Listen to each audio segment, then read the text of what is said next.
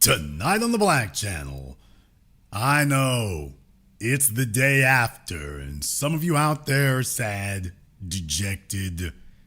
You got a lot on your chest, and there's no one willing to listen to you. Well, don't worry, I am. Why don't you tell us everything that's wrong? The Black Channel is live.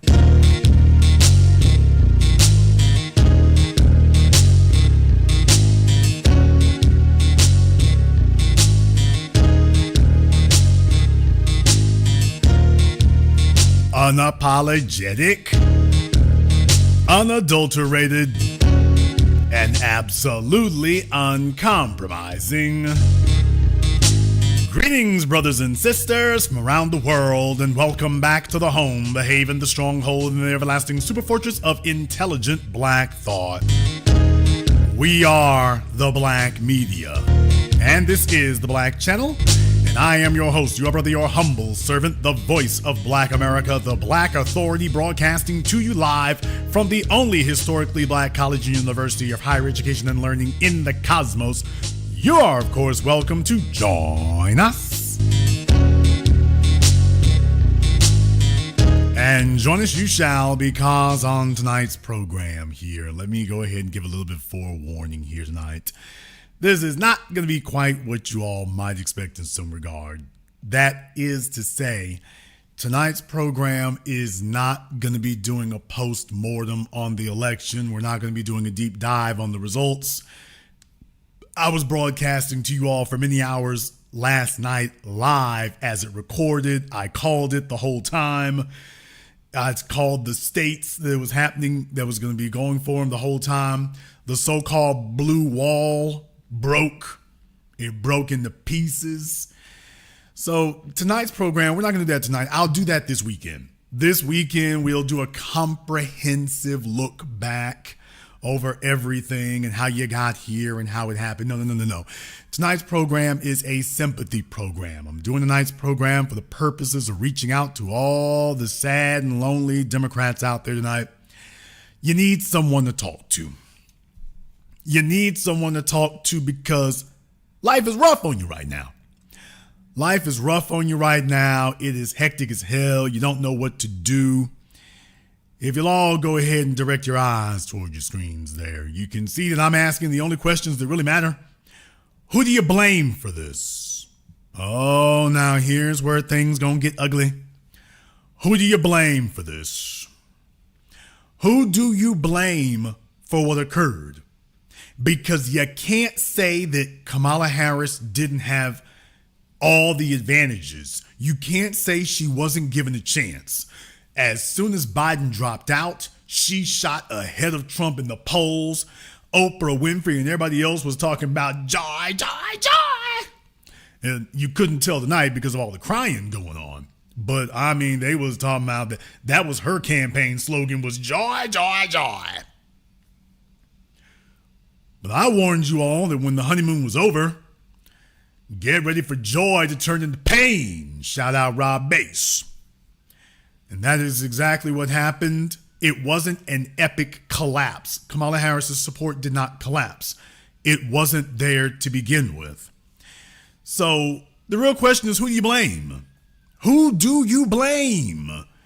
Well, you can't blame Joe Biden because Joe Biden dropped out. Oh, but you'll all remember a month ago, I warned you all that, by the way, if you do something like this, you have to win.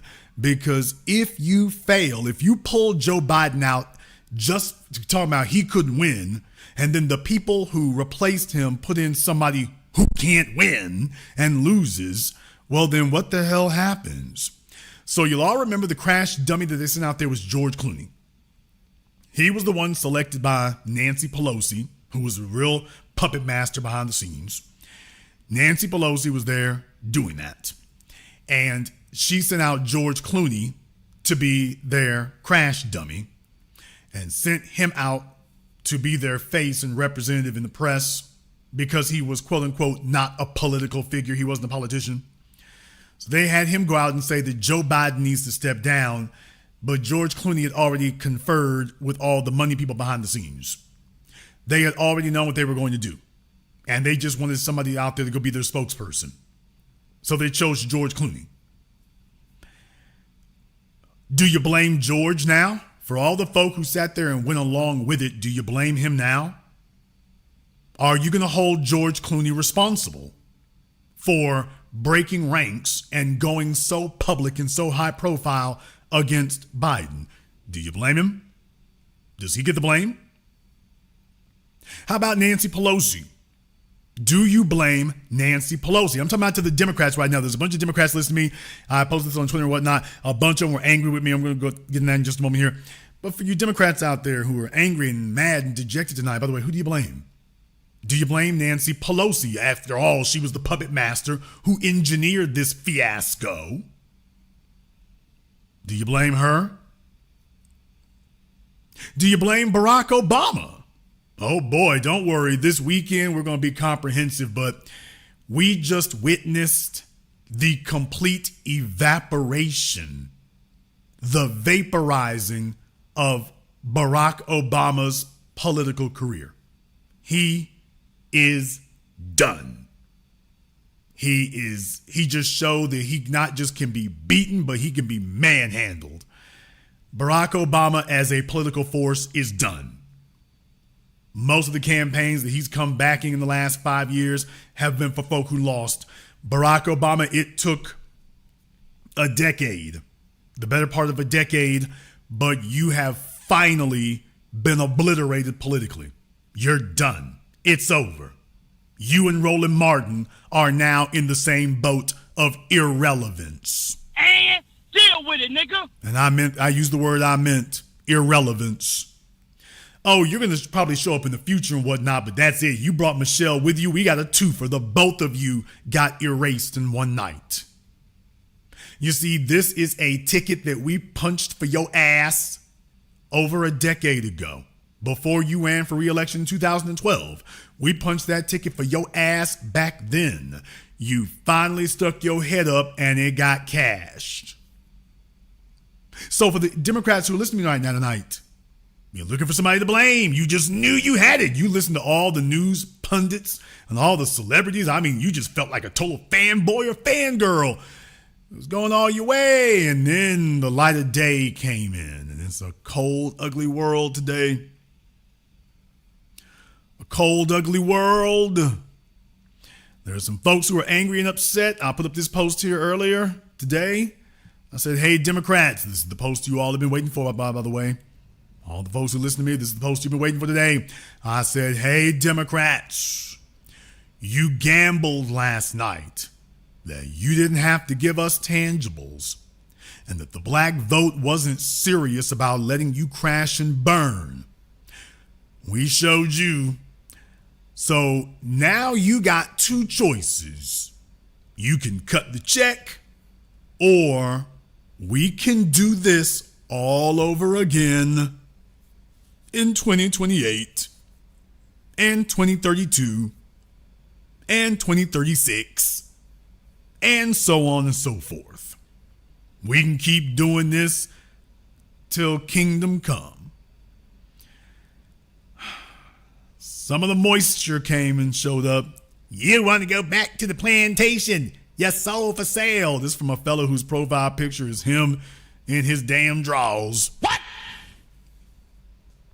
You can see my response to him. This fella here talking about folks sold for sale. But then there was one other person I'm talking about. Oh, they couldn't contain it. They just crashed all the hell the way out. They could not contain it. They tried to hang in there for a little bit, but they just couldn't help themselves. It was just, it cut too damn deep on them. It cut too damn deep. They're not used to that happening. They wanted somebody to come and save them. This Jackie O person. When Donald Trump brings stop and frisk back, remember you voted for that.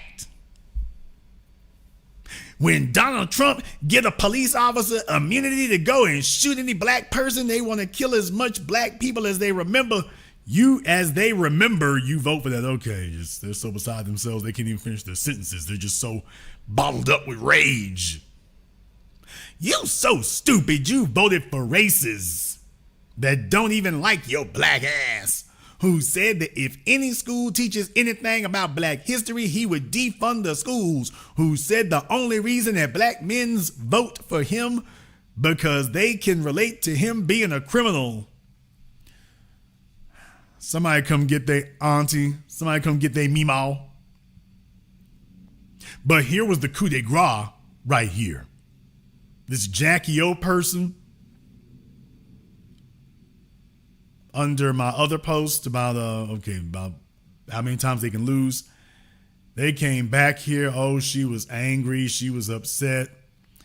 And this really does expose it exposes the character of these folks, or lack thereof. It exposes what they're really about and what they really believe and whose side they're really on. That's what it does. Because when they say certain things, especially when they talk about the police and whatnot, this is what they said. And when those white supremacist cops start shooting your black asses down in the street, I'm not gonna give a F. What? Auntie, chill.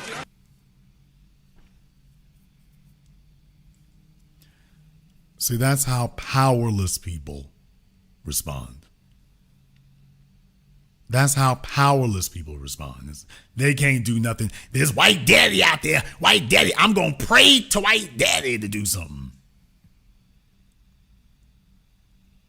That's why Kamala Harris lost. Because this is the caliber of individual who supports her. This is their level of integrity. That's why she lost.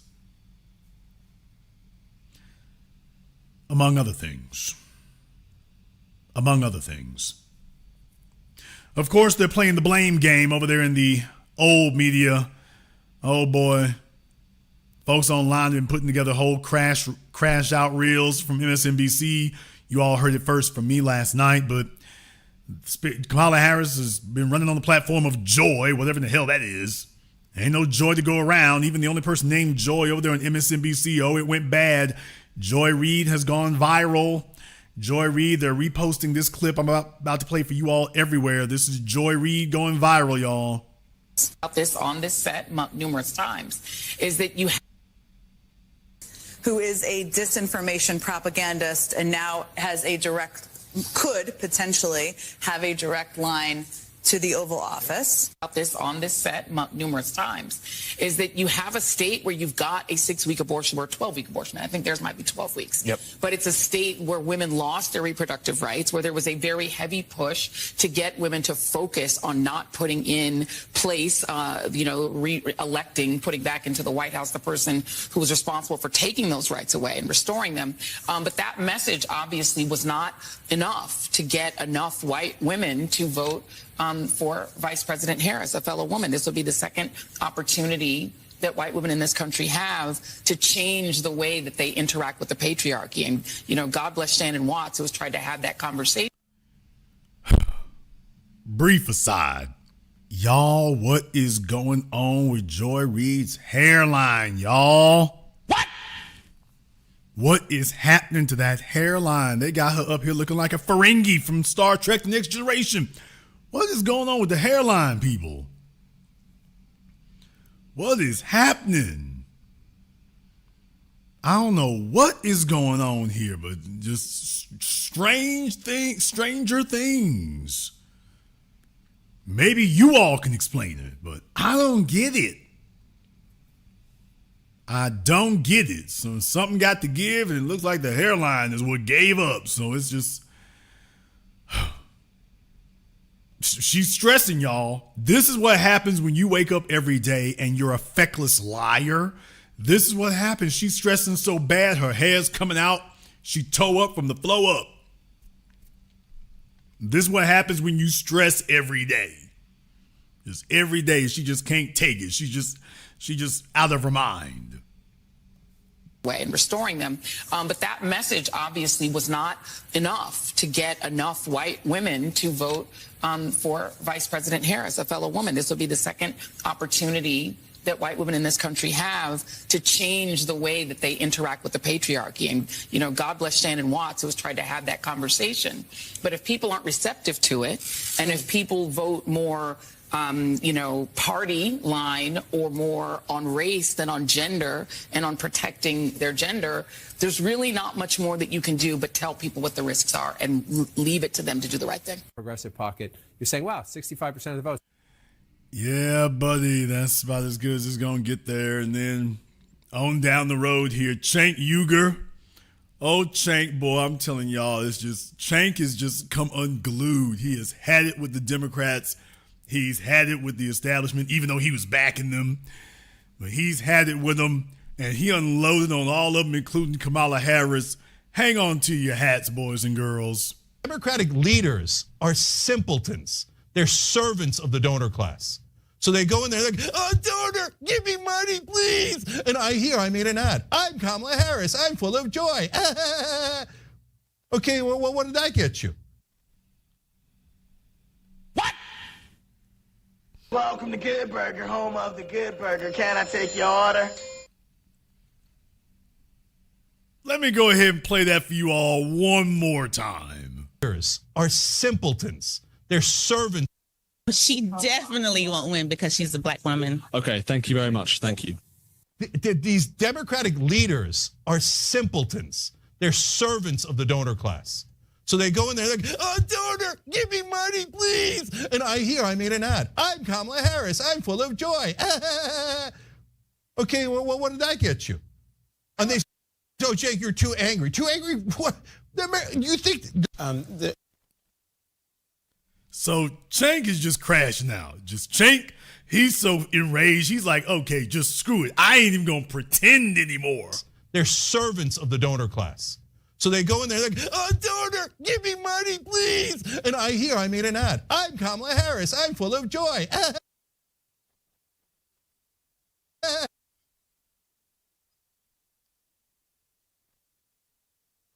just going to pause there for a minute.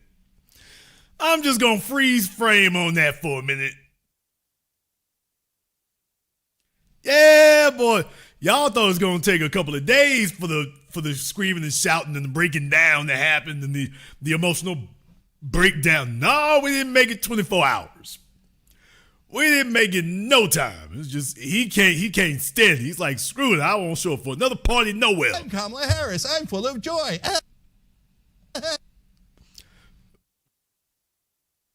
I mean, this is ready for a t-shirt.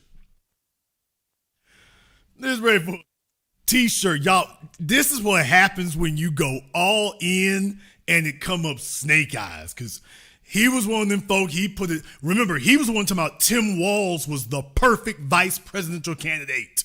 Remember? He said that Tim Walz was the perfect vice presidential candidate. Kamala Harris and Tim Walz, boy, he said it was the perfect one. Yeah, buddy. Oh, we ain't even gonna get in old bowling ball Martin. Y'all don't even want to know. He's over there cursing about us and the new black media.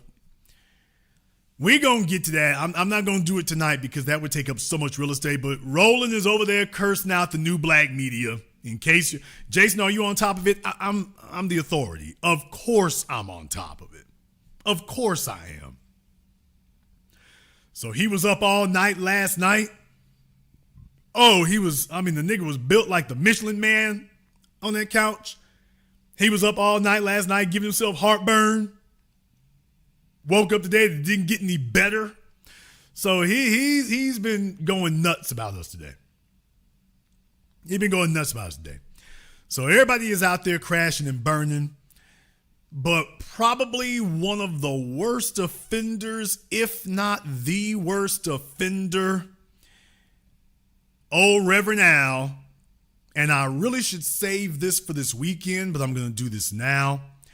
Reverend Al went on an epic tirade on MSNBC. This has been posted all over the place here.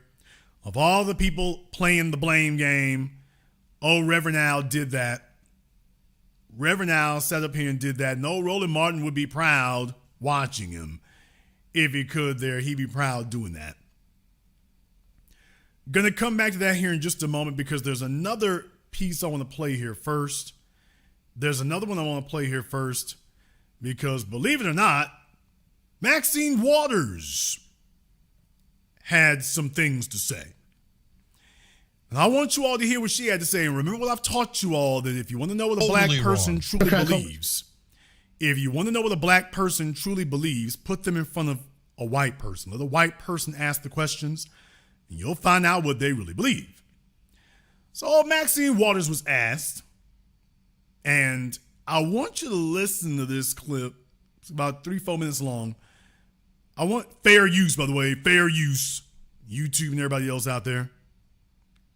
Fair use to you. I want you to listen to what she had to say with her pleather jacket on there. Maxine Waters, a member of the House of Representatives for more than 30 years. Good evening. It is looking like America has gone for Trump. What's gone wrong? Well, based on the information that we have now, it certainly does look that way. I don't know if it should be described as something gone wrong. Evidently, the majority of basically whites in this country willing to accept a dishonorable human being, someone who has been convicted of 34 felonies, someone who has been openly and brazenly racist, someone who has, talked about his love for Putin and Kim Jong-un and made some statements favorable to Hitler. It doesn't matter. Well, this is all why you don't like him, but why has America voted for him? Racism is the basic point. Now, I know that there will be some support from some minorities, but basically we're outnumbered. We're outnumbered.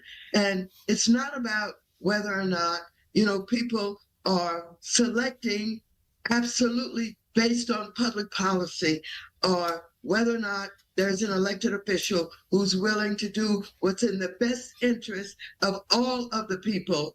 It is about folks who are willing to accept him no matter how bad he is, no matter how dishonorable he is, no matter how brazen he is in his racist attitudes, etc. That's what it's all about.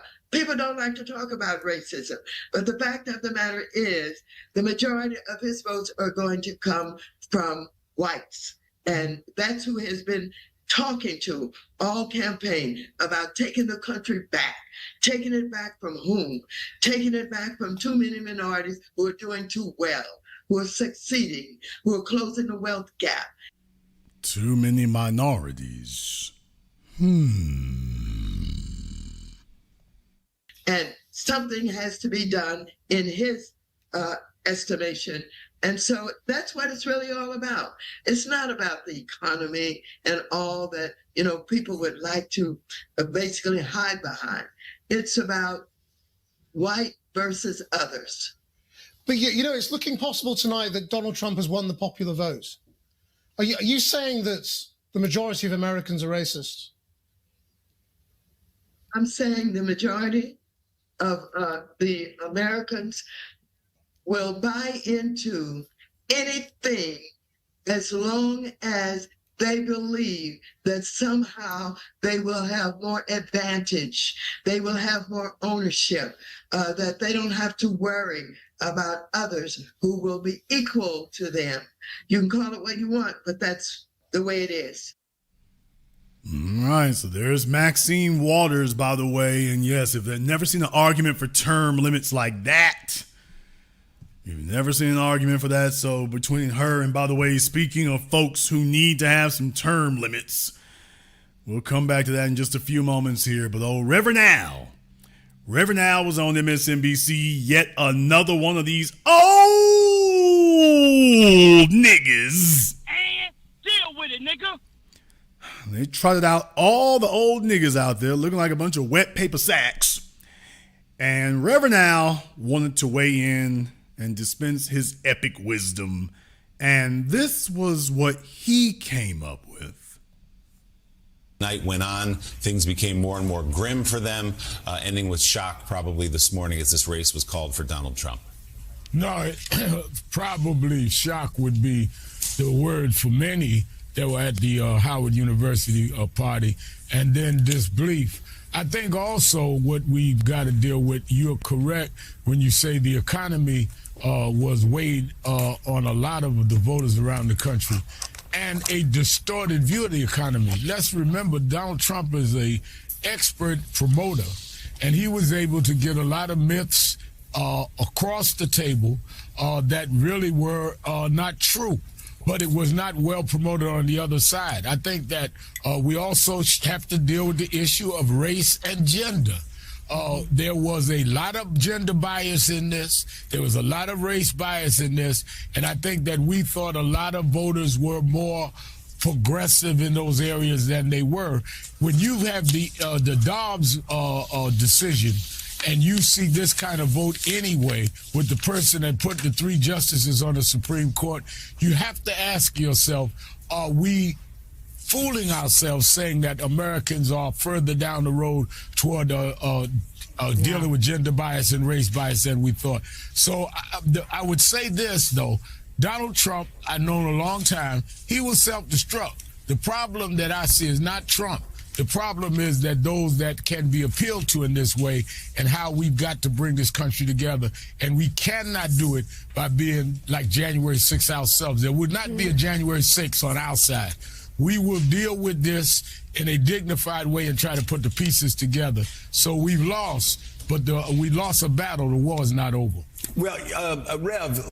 Oh, yeah, I mean, because you get to stay on TV and everything there, so he's getting geared up. He's getting warmed up. You can see the direction he's going to take things in. If they keep talking to him long enough, here comes Joe Scarborough and Mika Brzezinski. And you know Al, he going to start showing out for him. They open the door a little bit and watch him go ramming through it. Let's talk about, you talked about gender and race. Let's talk about race. Donald Trump fared very well with Hispanic voters, especially Hispanic men. The numbers are coming in still a little early, but I think he did better with black men than was expected in the past. What do you think pushed that, especially with the Hispanic voters going for Donald Trump as much as they did? Because that made a big difference. I think that a lot of it was he was able to sell a lot of Hispanic voters that immigration was a threat to them, that some of the people coming across the border was a threat to them. I think that we've got to be honest, among Hispanic men and black men, there's a lot of misogyny. What? Got to be honest, among Hispanic men and black men, there's a lot of misogyny. Nigga, please. Across the border was a threat to them. I think that we've got to be honest, among Hispanic men and black men, there's a lot of misogyny. And I think that we've got to deal with the reality that he appealed to this whole false macho thing that some black men and some Latino men went for. I think that we cannot sit around just bedwetting. We've got to deal with the reality, and we've got to deal with the situation as it is in our own communities. Well, bedwetting gets you, political bedwetting gets you exactly this. So you don't want to do that. At some point, Democrats are going to have to confront some realities that they haven't wanted to confront in the past. So that was old Reverend Al, y'all. He was letting you know that the issue is these black men's and they masculinities.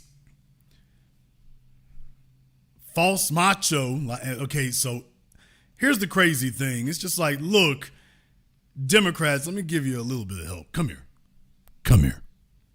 Let me help you out. Let me hip you to something. You can't bring out Tim the Weirdo Walls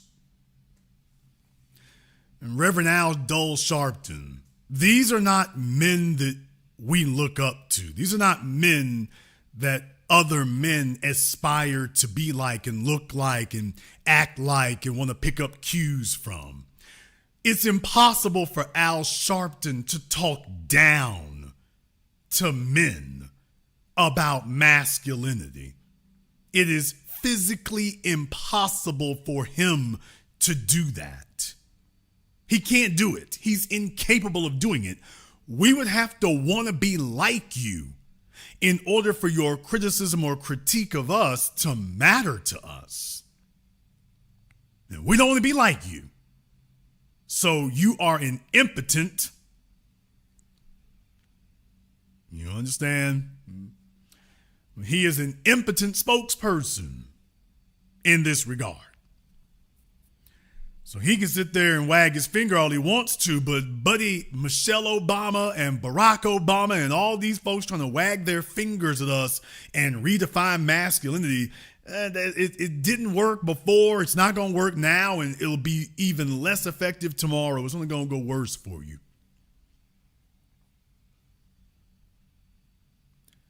You can't grab a bunch of dudes out here who look like they either wear panties or a colostomy bag and expect the rest of us to be looking at them as paragons of masculinity. And deal with it, nigga.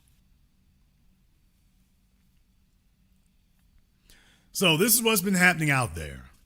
However, I want to have a little bit of magnanimity. Look it up. I want to have a little bit of charity here. I want to have a little bit of generosity. So the whole purpose of tonight's program is very simple. All my Democrat listeners out there, nobody has been listening to you. Nobody's been paying attention to you. Nobody's giving you a chance to speak. Well, I want to go ahead and give you a chance to speak now. I want to give you a chance to be heard. I want to give you an opportunity to weigh in. Whose fault is this loss? Is it Kamala Harris's fault for being a lame candidate? Is it Joe Biden's fault for either becoming president or leaving the race? Is it George Clooney's fault for leading the charge against Biden? Is it Barack Obama's fault for backing it up? Is it Nancy Pelosi's fault for engineering this modern day coup of a democratically elected government? Who do you blame? I want my Democrats to go ahead and hit me up on Zoom. I'm going to go ahead and throw up the link over there. I want you all to go ahead. Let's get this off your chest for you. You've been angry. You've been mad. You've been punching at the air all night. You're unhappy. We want to hear from you. Tonight is not really about hearing so much from me. We want to hear from you. I want you to go ahead and weigh in, and you can let us know exactly who do you blame for what's happened to you. Who are you holding responsible for how last night turned out? Because this wasn't in the script. This wasn't in the cards. This wasn't what you were feeling 3 months ago. When Joe Biden got yanked out of the race and Kamala got put in, this was not the way you saw things going. You saw that she was leading in all the polls. She was the most popular figure in America at that time, just a 180 overnight, and you were feeling the breeze and you were floating on joy. Oh, you saw her with Oprah.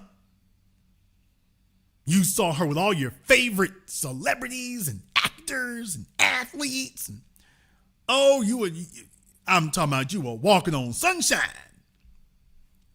So you can't say that she wasn't given a chance and an ample opportunity. You can't say that the people didn't get behind her. She was ahead of Trump for a month. So she had all the leeway she needed. And yet, it didn't happen. So who do you blame for this? Who are you blaming? I want my good Democrats out there. Hit me up on Zoom. The link is pinned to the top of the chat over there. I want you to hit me up on Zoom. Let's have a conversation about this. Let's have a conversation about this. I want you to go ahead and talk to me. Where's Dominique? What?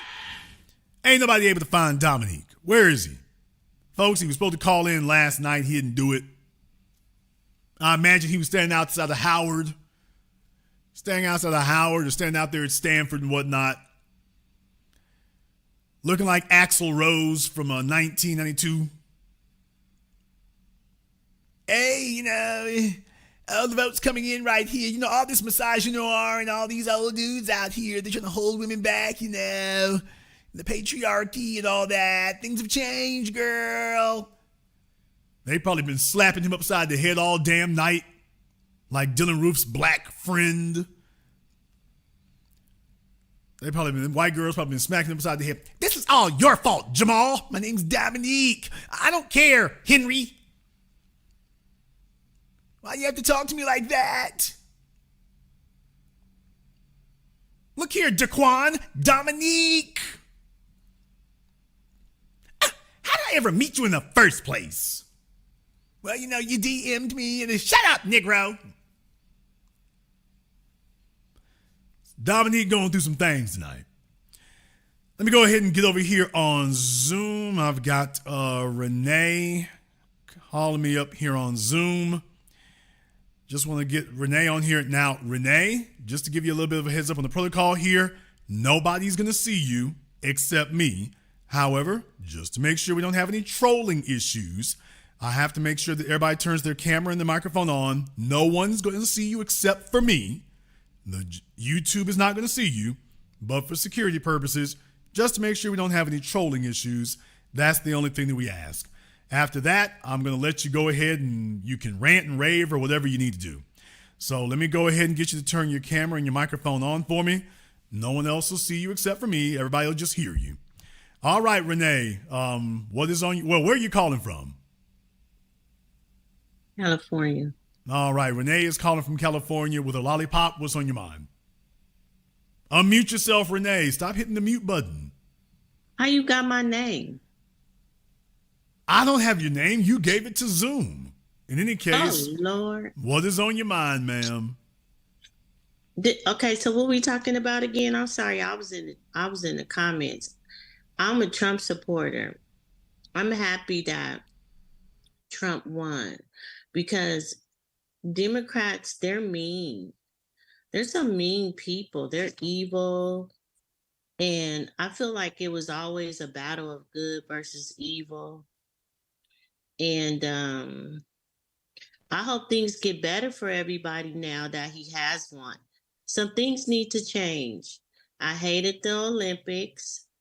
I hated the opening of the Olympics. That was an embarrassment to America. I hate the fact that Tim wants tampons in the bathroom. I hate the fact that Kamala made a commercial about the transgenders being able to, the men in prison being able to get operations to become women in prison off the taxpayer's dollar. And I hate the fact that the seniors who have worked for 30, 40 years in this country, they still can't figure out how to help them with their Social Security, disability, retirement, and their insurance when they've paid into it for so many years, and no one still wants to really take a look at it. So I think Trump will be fixing a lot of those things because he's been talking about trying to fix a lot of those things that they just keep sweeping under the rug. I could go on and on. I mean, well, like I say, that's all nice and everything. Let me find out here. What exactly is it the Democrats are evil. Exactly what is the good part of Trump in your eyes? I feel like, it's really sad how we as Americans are so judgmental. Who in our family that is not from a wealthy family, well, I can't even say that, maybe haven't had a felony in their life, or went through something with the court system, and when they first were charged, it was a felony, and then later on it went to a misdemeanor, So that right there, I kept hearing that same argument from the Democrats. I'm around social media, And they always kept on bringing up this felony. And to me, that's just such a judgmental, and it's so hypocrisy. You know what I'm saying? And then you turn around. California. Huh? Okay, what part of California are you from? I'm from Pasadena, Okay. City of Roses. Okay. And so you're in California, so technically speaking, voting Republican. Well, I live in Las Vegas now, but I'm from California. Okay, you're from Nevada. Okay. Yeah, well, you're in Nevada now. Yeah. So yeah. basically, the election went last night the way you were looking for. Do you have any family members who wanted things to go the other way? Well, you know, most African Americans, blacks, whatever you want to call us, vote Democrat. But if they knew their history, they would be Republicans anyway. And I just want to say this: Trump never was a politician. He's always been a businessman. That's why he was able to sit at every table. You know, when you move around and you own businesses, you're able to sit at everybody's table. So he didn't discriminate. I mean, but what I'm saying though is that did you have any people that you know who were voting for Kamala? Of course, I knew people that was voting for her, but did they know that you were voting for Trump? Yes. And what did they think? What did they think of that? Listen, my 11-year-old grandson went to school, and he goes to private school, and he was yelling Trump. Listen, he said he don't care. He go what his grandma say, and I told him, and they was talking mess to him at school, but he stood his ground. Okay, well, I was thinking about you in particular there, but thank you very much for giving us a call. Yeah, definitely. Like I say, if you are, I want my Democrats to go ahead and give me a call, though. I'm going to try to give my Democrats a chance to get that off of their chests here tonight. Want my Democrats to have a chance to get that off their chests here tonight. You need to have a chance to do that. It's going to be real, real important for y'all to go ahead because nobody else. Where the hell is Dominique? Where in the hell is Dominique? Where's Dominique hiding at? Where are the folks? Where are all the people who were calling me in 2020? I need my 2020 folk to call me because I've been here the whole time. I didn't go anywhere. I've been right here from 2010 to 2020 to 2024. You know where to find me. Where are my 2020 folk who were talking about it didn't matter about Biden's racism and 3 strikes? They needed to lock them niggas up. Where are they at tonight? I need some of y'all to give me a call so we can have some absolution here.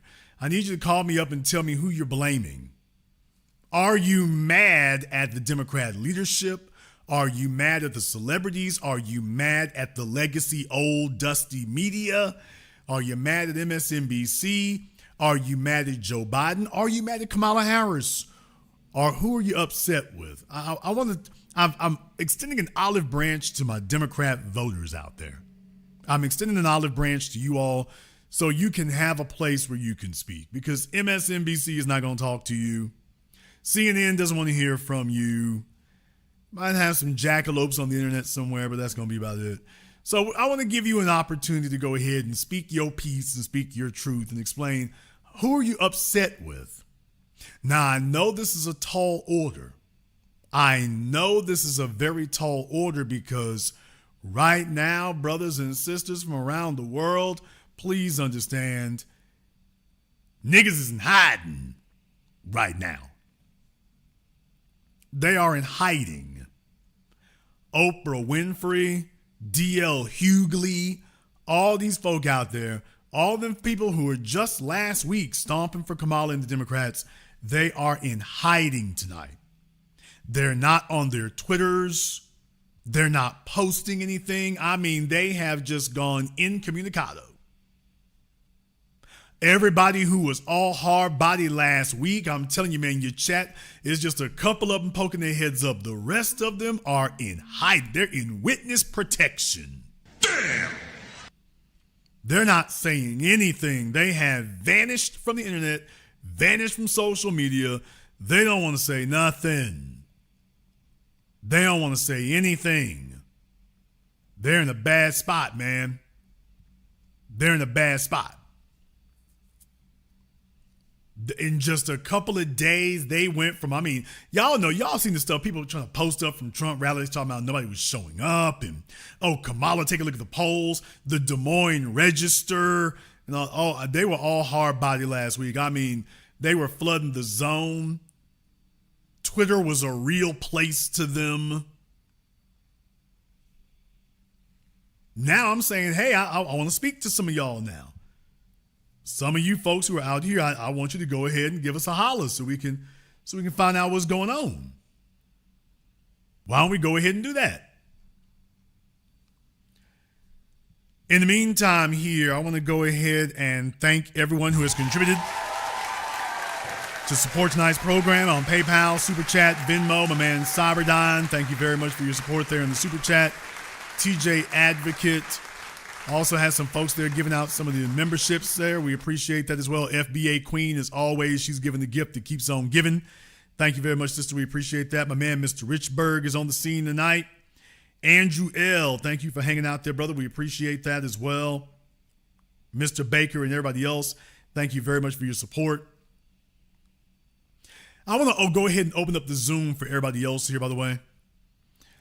I'll give priority to my Democrats if y'all want to go ahead and sign off, but I want y'all to hit me up on Zoom and tell me, whose fault is this? Now, please remember, if you have hit me up earlier this week, one call, please. Thank you. But who's to blame for Kamala Harris's loss? This weekend, I'll be talking about something different. On Saturday, I'm going to discuss something different. But tonight, I want to have a conversation about who is to blame for this. Why they didn't even see it coming. They didn't even see it coming. So who's to blame? Whose fault is this? And are they going to hold those people accountable? It's necessary to do a post-mortem on these kind of things, because if you don't face your problem, you can't fix your problem. So I want y'all to hit me up and tell me, whose fault is this Kamala Harris's loss? Who's to blame for this? Did they ever have a chance of winning? Who is to blame for the Democrats losing? Let me go ahead and jump over here on Zoom. I got James, who's just hit me up over here on Zoom. All right, James, all I need you just go ahead and turn your camera and your microphone on for me here. Don't worry, nobody else sees you except me. I'm the only one who sees you. Everybody else should just be able to hear you. So let me go ahead and get James up here. All right, there you go, James. Yeah. All right, James. Look like you hanging out in the VIP section of a nightclub. What's on your mind? I'm sitting in the back of the semi, Jason. Sitting up here in Iowa. Oh, he's got an Optimus Prime one decked out. All right, brother, what's on your mind? Man, Jason, I'm going to say I blame the black community, but black men and you, the new black media, for what happened. And I just wanted to point something out, and then I'll land. I was in Mexico in the state of Zacatecas this summer, and the amount of Mexican men that came up to me that was American and told me they was going to vote for Trump was very, very surprising, because that's the number one question. They would come up to me and ask me, who was I voting for? And I told them I wasn't going to vote because I didn't have anything to vote for. Well, they made it clear to me they didn't trust Kamala Harris and they were not going to vote for her. But I blame black American men for not showing up. I stayed home. Well, I went to work yesterday. I decided I wasn't going to vote, and I didn't vote. I voted the couch. Well, you know, the Democrat supporters out there and whatnot, they're in stunned disbelief. It's been kind of frightening to watch in our lifetime here how individuals have become so easily manipulated and easily drawn and led. In June, she was the most unpopular politician in America, according to the media and according to what they told you, because she was supposed to be Biden subservient. And then a couple of weeks later, she's the most popular one in America. Just a light switch. Hey, now we love her. That's so Orwellian. For those of you who have read George Orwell's 1984, you remember, the three nations that were the three fictional nations they used who were fighting each other, and two of the nations would gang up on one, and then they would switch alliances. They were just constantly rotating their alliances between these three nations. And whoever they told you was the enemy today, that was the enemy. And they had the 2 minutes hate. People were required to gather around and yell profanities and invectives about these other nations for 2 minutes a day. They called it the 2 minutes hate. And then the next day, the very nations that you were cursing out, now you've been told that you formed an alliance with them. And now the folks who were your allies yesterday, now you're yelling and cursing at them. That's exactly what we got right now. I mean, it's no longer, it's no longer fiction. It's reality now. If they tell you Kamala Harris is no good today, Kamala Harris, she's a nice woman, she ain't no good. And if they tell you tomorrow Kamala Harris is the great hope, Kamala Harris, she really is smart now, she really is good. And there they go. People so easily manipulated and so easily bamboozled shouldn't be making decisions. I'll let you have the last word. Yeah, I'll just say I stayed up last night long enough for them to actually call the race. Georgia had been won by Trump. They just wouldn't call it. But I paid attention to the big cities around the country and how many black folks stayed home. That played a bigger part than a lot of people is talking about. Thanks for having me on, Jason. You have a good one. Thank you very much for giving us a call here tonight. And it doesn't take much, folks. There's the real thing. It doesn't take much. You don't have to get 50% of the people, folk. If you can move 5%, that's all you need. If you can influence 5% to go against the grain, that's all you really need there, really. Let me go ahead and see if I can get Isaac here on Zoom. Let me go ahead and get Isaac up. All right. Okay, this is not the Isaac I was looking for, but all right. What's your name? Hey, my name is Najib. I'm calling out of the Bronx. All right, Najib out of the Bronx. What's on your mind? Let me tell you something. Everybody likes to play with black people. They like to play with our history in this country. They like to play with things that are important to us. They like to make up what they think should be important to us. And I think this is probably one of the first elections in a while that black people said, I'm going to choose and I'm going to do me. I was a Democrat. It was very weird. Yesterday when I went to vote at my polling place, they had me as an active. That's weird. I voted in every presidential election going all the way back to George Bush. So I found that weird. So I filled out my affidavit. And while I was at it, I disenrolled from the Democratic Party and chose to make myself an independent, because I'm going to show you better than I can tell you that if you're not speaking to the interests of black people, then I don't need to be affiliated with you. So that's what I did yesterday.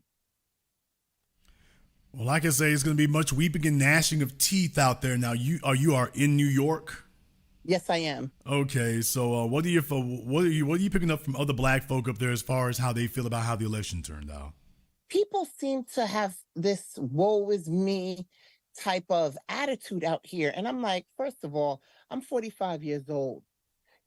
Recently we're dealing with the Daniel Penny case where he killed the brother on the subway system, right? You also have the Antoine G case where NYPD assaulted and a disabled man on the subway. You also have the shooting, the Mickles case out there in Brooklyn where NYPD shot and killed, they shot and maimed somebody over not paying the fare, $2.90, right? Then they friendly fired one of their own cops And then they turned around and shot 2 innocent bystanders. The war against Black America is ongoing, whether it's the Democrats or the Republicans. So why this woe is me when our material conditions have not changed nor improved since 1692? But there's this, oh my God, it's Trump. Like, okay, and now what? I mean, under the Democrats, we've been facing the same type of acts of genocide for forever. So I don't know. Well, I mean, in a place like New York, unfortunately, New York is one of these places. Chicago prides itself on how crooked it is, and New York prides itself on how wacky it is. That's really what it is. I mean, remember, New York is the place where the judge, indecent exposure doesn't exist in New York. And neither does topless women, technically speaking, that's not really criminalized there. And Los Angeles, same thing. I was at the slut walk. I'm literally standing next to 3-4 LAPD police officers, one of them white female. And I said, a few of these chicks out here are walking around completely topless, ma'am. And she told me, she said, yeah, the DA said that they don't prosecute that. That's not indecent. As long as they're topless, that's not indecent exposure. That's where you got New York really prides itself on that. The reason why I bring that up is because all you heard, as silly and amazing as it's been, is about abortion. That was Kamala Harris's only thing she's offering is abortion, abortion, abortion, abortion. Well, that is a bell that rings very nicely in New York and nowhere else. That's the problem. So all your media outlets are headquartered out in New York. Screaming about abortion really thrills them. It doesn't do it ain't that critical to everybody else. I think that the mass control media takes its time doing blurbs, right? Things that'll catch attention. And, you have a lot of white liberals out here out of New York. Once again, reproductive justice, as it pertains to Black women, has been screamed about over the last, 5 to 10 years. But what are active steps that are being done by the Democrats in order to address it? I mean, the Democrats really spend their time just piggybacking off of the complaints of us as Black people, but they don't offer any solutions, even when we're offering the solutions. And what are the solutions that really take care of people's woes? Money, investment. And the Democrats refuse to do that when it comes to Black Americans, right? They continue to set up a racial hierarchy that will have us, fighting in the streets with everybody else. And then, meanwhile, they sit back and melting pot theory, serves Black people. No, my blues and your blues ain't the same. We got blues, but they're not quite the same. And I think that it's time for Black people to prioritize the acts of genocide against us and prioritize the solutions that we need in order to survive and thrive in this country. Well, here's the thing about that. They're very good for sloganizing and pushing things on us that they don't do on themselves. Right. So recognize when you're being played for a stooge and for a fool. Right. They sitting up here talking about, whenever they talk about abortion, they shoehorn Black women into the discussion. Right. They don't shoehorn Black women into any other discussion except something that's going to destroy you. Hey, do you need to smoke some weed? Would you like some abortion? Now, they don't shoehorn white women into discussions about abortion. Clearly they don't, because when you look at it statistically. Right. So, when you've got 80 million Black children who've been aborted, that is a genocide. That is genocidal. When you've got that many Black women, when you think about the numbers of Black women who've been in abortion clinics, that's frightening and alarming. And more than that, that's the only type of health care they want to discuss. That's the only one that they pursued. We want to make sure that, there's absolutely no waiting when it comes time to annihilate your children. for literally everything else. Oh, well, ain't nothing we can do. Can't really get much done about that right there. It's, that cancer you got. Oh, no, not really sure we can do nothing now. So, and giving birth to black children, you'll die. Right. So the acts of genocide are, to me, one and the same. You make the environment in which Black life is struggling here and worldwide, but I'm talking about America because I'm from here. We're suffering here. So whether I walk into Planned Parenthood and elect to have an abortion, or I give birth to my child and I make it, and the baby makes it, what type of lifestyle in America will foster an environment where a Black child who has self-determination and is Black first, what type of life do they have? They don't. The schools purposefully miseducate our children and send them on the school to prison pipeline. Then if they bypass that and they make it out, you'll get stuck with all kind of freaking student loans that will further your financial regression in this country. And then if you make it that far, let's see who you're coupled with in order to survive in this country. If you're not getting shot and killed by the police, if you're not getting inferior access to food, if the cancer don't kill you, if you know what I mean? So abortion at Planned Parenthood or your kid probably dying, just living in a regular American environment. It's, to me, one and the same. Well, thank you very much for giving us a call tonight. We appreciate that. All right, let me go ahead and see if I can get Kelly up here on Zoom. I got Kelly on Zoom. Let me go ahead and get Kelly up here. All right, Kelly on Zoom. Where are you calling us from, Kelly? Hey, Mr. Black. I'm calling from Jacksonville, Florida. All right, Kelly in Jacksonville. What's on your mind, Kelly? So I just want to say two things. The first to blame for Kamala Harris' defeat is Barack Obama. He can definitely go to hell. Disrespecting Black men, disrespecting me, disrespecting our legacy. You can't trust Kenyans because what they do is lie, tether onto our culture and then lie about the entire thing and pretend to be one of us. So him just bashing us and berating us, disrespecting us, watching us being killed in the streets. This was 10 years in the making, and I love it. I love every single second of it. Second thing I want to say is I really want to say thank you. You've been a motivation to me as always. We talked before, and I got laid off when my job was paying really well. Then I became a manager at a warehouse, but then I heard you in your 8 a.m. Post-dialogue discussion saying you was bankrupt twice, and it really inspired me. And I really looked at myself about what I want to do in my life. And then I was listening to your Patreon, and you said, hey, we need more pilots. We need more Black male pilots. And so I was like, maybe this is my calling from Jason Black himself. And so I went on a discovery flight, and it was pretty fun. And I was like, you know what, let me do it again after a week, see if I still like the excitement. Did it again. It was pretty fun. And just because of you, I got my PPL, which is my private pilot license. So I really want to say thank you for that. And I couldn't pay more. I couldn't pay out of pocket for my commercial license, my multi-engine, and my instrument rating to become a commercial pilot. So what I did was join the United States Air Force, and I start next year, and I'm pretty excited for this journey, and they will be paying for the rest of my schooling. So I just want to say thank you so much. Very good in that regard. A lot of folks don't think about that right there, but yes, the Air Force, if you follow the right path there, that is an excellent way of being able to learn how to do that on somebody else's dime. So you're basically being paid to learn how to do it. So I don't. If somebody wants to join the military for that reason in particular, now there's something that has an express route to it.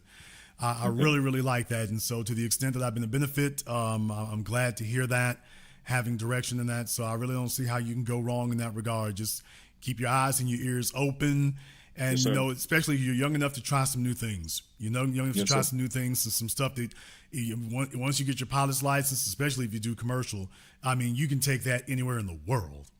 You can take that anywhere on the planet and use it. So salute to you in that regard. Please check back with me. I'd like to hear how things go. Yes, sir. Literally boots on the ground. And thank you so much. Thank you for giving us a call tonight. I don't discuss high value men. I build high value men. I've done a whole lot more for them than Barack Obama and Kamala Harris and Nancy Pelosi combined.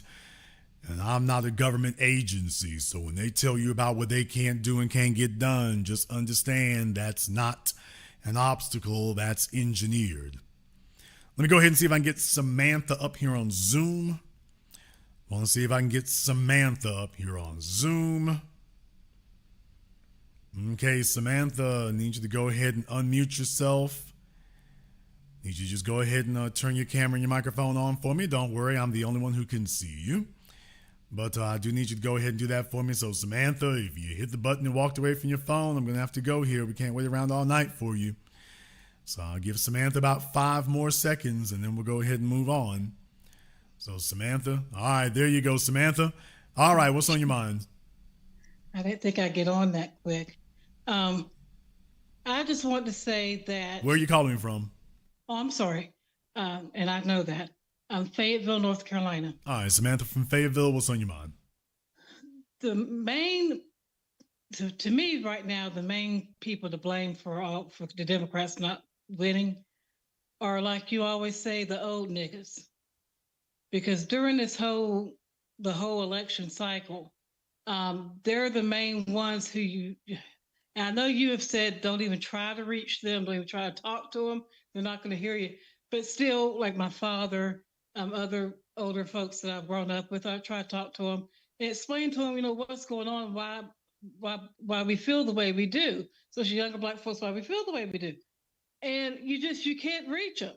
And as soon as early voting started here in North Carolina, I mean, they were running like wackos to go vote. And I'm like, don't you see that your kids aren't living the same life that you've lived, and the Democrats are one of the main reasons why they're not? Yes. Yes. Yeah. I want you all to understand that isn't accidental. Everybody after the baby boomer generation, the civil rights generation, has to accept that reality and confront that reality that this is not accidental. The reason why I call them the old niggas is because their relationship to us, as far as they are concerned, not as far as I'm concerned, as far as they are concerned, is confrontational, is combative. They're here to extract all the benefits they can from everybody around them. They're the most spoiled, rotten generation that has ever existed. They sucked dry the World War II generation, and now they want to suck dry their children and their grandchildren. So this is how you end up with all these octogenarians sitting up here in government, because now we are in a full-blown gerontocracy. Look it up.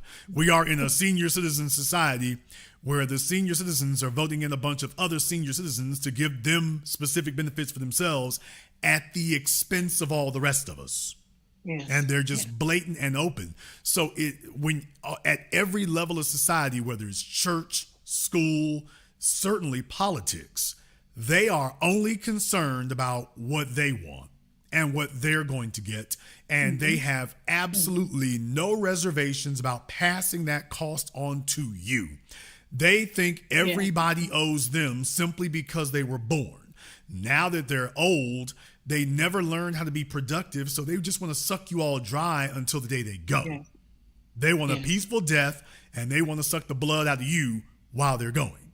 So I'm just the guy who was first through the door to sound the alarm on this and to say, we need to stop that. And now the bill is coming due. The bill is coming due. They're having a lot of dead reckoning, but no, ma'am, that's not accidental at all. This has been a conscious effort that you gonna finance what they want at your expense. Who cares what you don't get? Who cares if you only have half the standard of living? Who cares if you can't afford anything? Who cares if everything's priced out? Who cares if there's nothing to buy? They got theirs.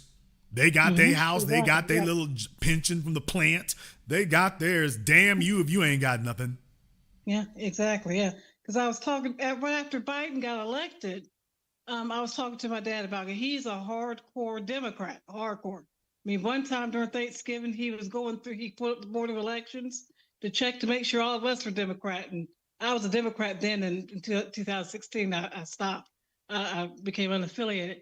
But I was talking to him about it.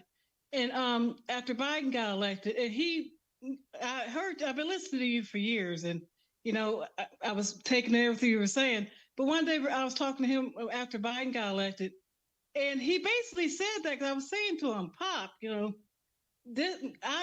a home. You and Mom bought a home. You own a home. You have 4 kids. None of us basically own a home. We work 2-3 jobs, and we're college-educated kids. My God. And I said to him, why are you voting Democrat when Democrats aren't helping us move forward in anything? They're giving money to everybody else, blah, blah. And he basically said to me, well, that's on y'all. Y'all need to fix that. Yeah, and I'm like, there you go. Yeah. I got mine. You need to get yours. I almost fell off the chair, because I was like, okay, this is what you've been talking. This is what Jason's been talking about. This is what Tariq's been talking about. Okay, I understand now. That generation does not give a damn that their kids are living a much lesser life than what they're living. I mean, but that's who I blame for the Democrats losing. I mean, I don't give a damn that the Democrats lost. I stayed up with you last night watching, and I stayed up at 2 a.m. to try to see when Michigan would come in. But now I'm going to say something that may not be popular with a bunch of folks, but I want to go ahead and put this out there.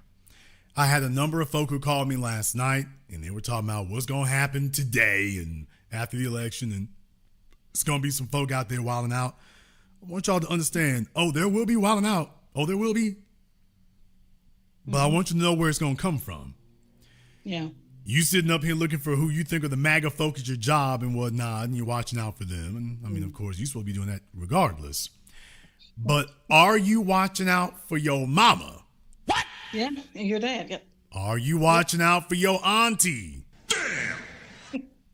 Are you watching out for your crazy cousins? Alrighty then. Are you watching out for them old niggas on the block? Boy, what in the hell's the matter with you? I want you to understand that. Yeah. That's who's going to be doing the wilding out. Yeah. Because here's the thing. These things are really symbolic. If they got their Medicare and Medicaid or whatever, they pays this. When they talk about these medications and stuff and how they're going to take money from you to pay for their medications, and they just feel like they entitled here. Your little ass wouldn't be here if I didn't give birth to you. Like that's a benefit. But when they, at the slightest provocation or indication that they may have to actually pay their own damn pharmacy bills, they're going to be blaming you. Yeah, they're going to be upset with you. They're going to be mad as hell with you. If they find Kamala was going to give me some old free medications. You old bastard, you already got free every damn thing else. You got way more than you deserve. You got more than you asked for and more than you deserve. Yeah. And if they find out that you are not sitting there continuing to dump more benefits on them, they're going to be the ones wilding out the worst. Yeah. Because the other thing my dad kept bringing up, he would say, well, Trump's going to do this. Trump's going to, like a lot of people were saying on YouTube and stuff, Trump's going to take us back to slavery. We're going to be in chains. And I'm like, Pop, we're the most watched people out there. We're not free people. Most of that generation, I hope I'm articulating this the right way. That generation seems to think that we're just free to move around and do whatever we want. And it's like, yes, but no, not we, they.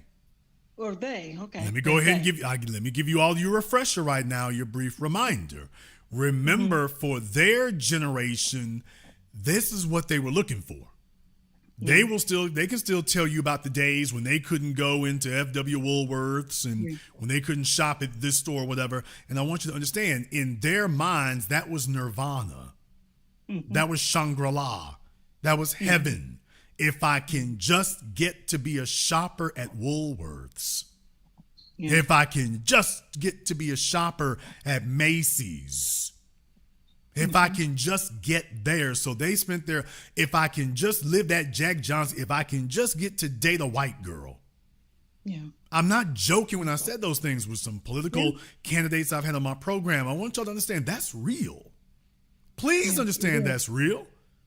The fact that you can keep finding these Kamala Harris's, Cory Booker's, Barack Obama, this is real, people. That's their that was always their goal. It wasn't yours. That was their goal. Interracial sexual access, interracial social access, interracial economic access as a consumer, not a producer, so they could finally feel accepted.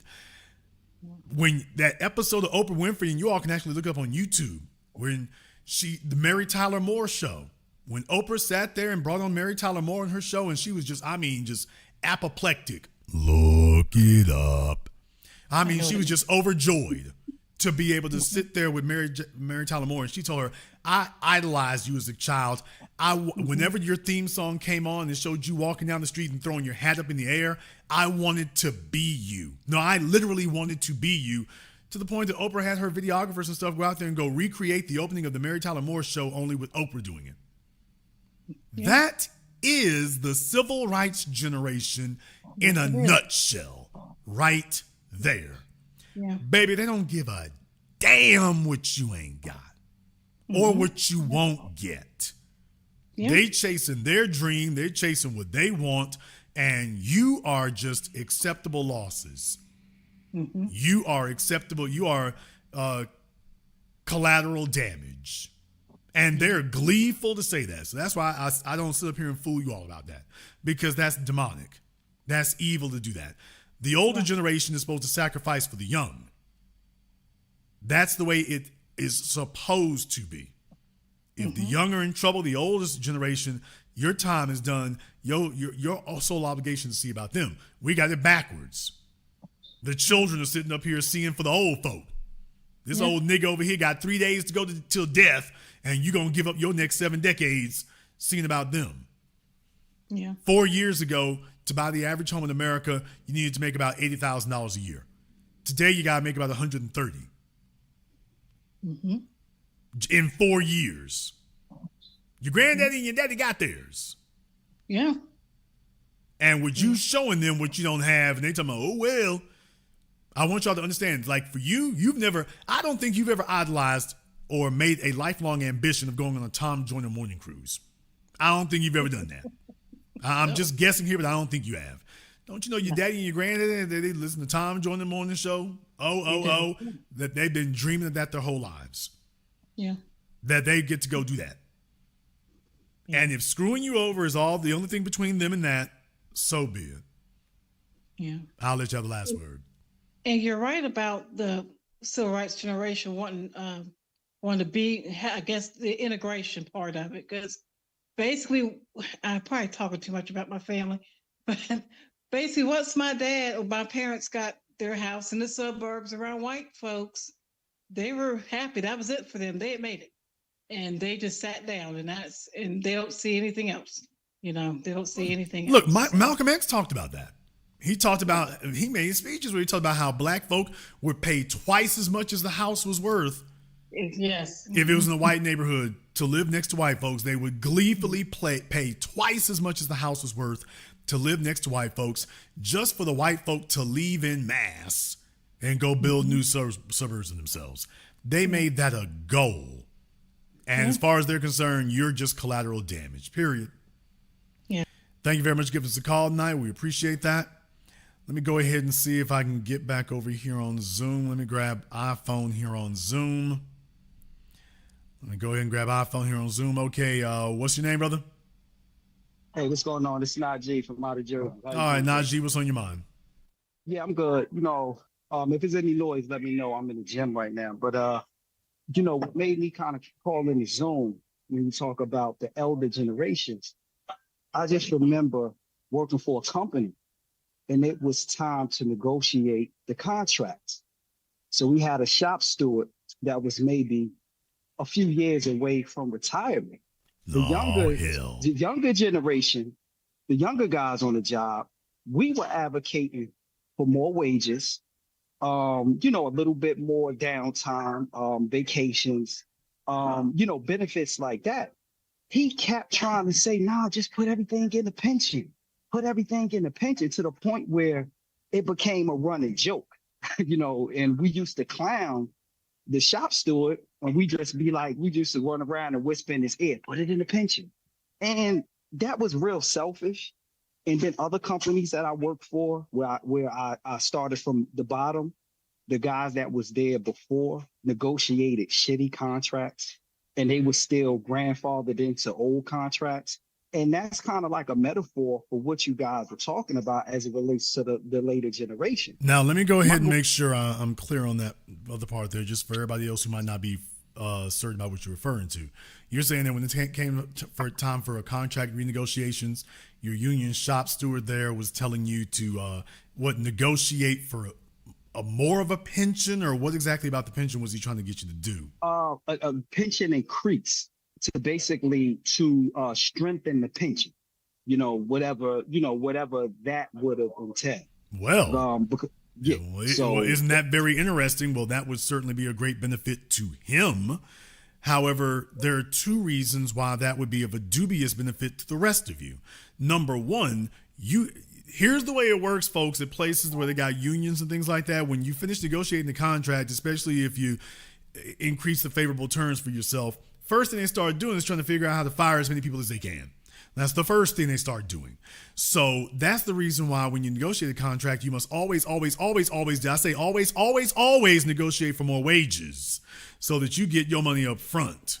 That's the first thing. Second of all, you also need this for the pension part of it, because you see, it's a whole lot easier to put more money in your pension when you make more money. It's a whole lot harder if your wages stay the damn same and talking about more in the pension. How about I get my wages up to keep up with inflation and the cost of living and everything else like this old nigga over here got? Why don't I do that first? Because he's sitting up here, he's got a 30-year head start on you. And you dealing with how things cost now and the depreciation of the dollar now, while he's had a 30-year head start and talking about a pension that he's about to start collecting on in 24 months. Meanwhile, you still got to put in 20 more years. Right. Now, and to give you more context, this negotiation took place at the height of the housing bubble of 2008. And during that time, you had fuel prices going up. And, people was getting foreclosed on. And like me, when I had a condo, my condo that I paid $240 for was now worth $180. So now I'm paying a $240. I'm paying a mortgage on a $240,000 condo. And now my condo is worth $180. So that's the context of that time. And even when we talk about the baby boomer generation, my grandmother, who bought her house, and I want to say the early 70s, maybe the early 70s, my grandmother paid for a 3-family house with a basement apartment. She only paid $30,000 for that house in Newark, New Jersey. That was in the 1970s.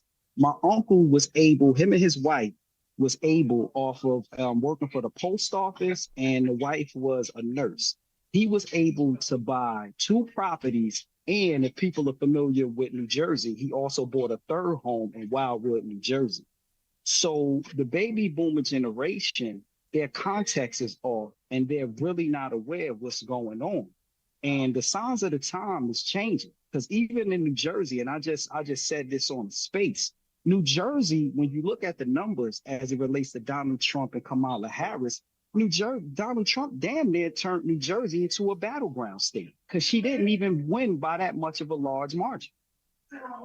Yeah, I mean, the civil rights generation is trying to cash in, on this eternal respect and gratitude for things they haven't even done.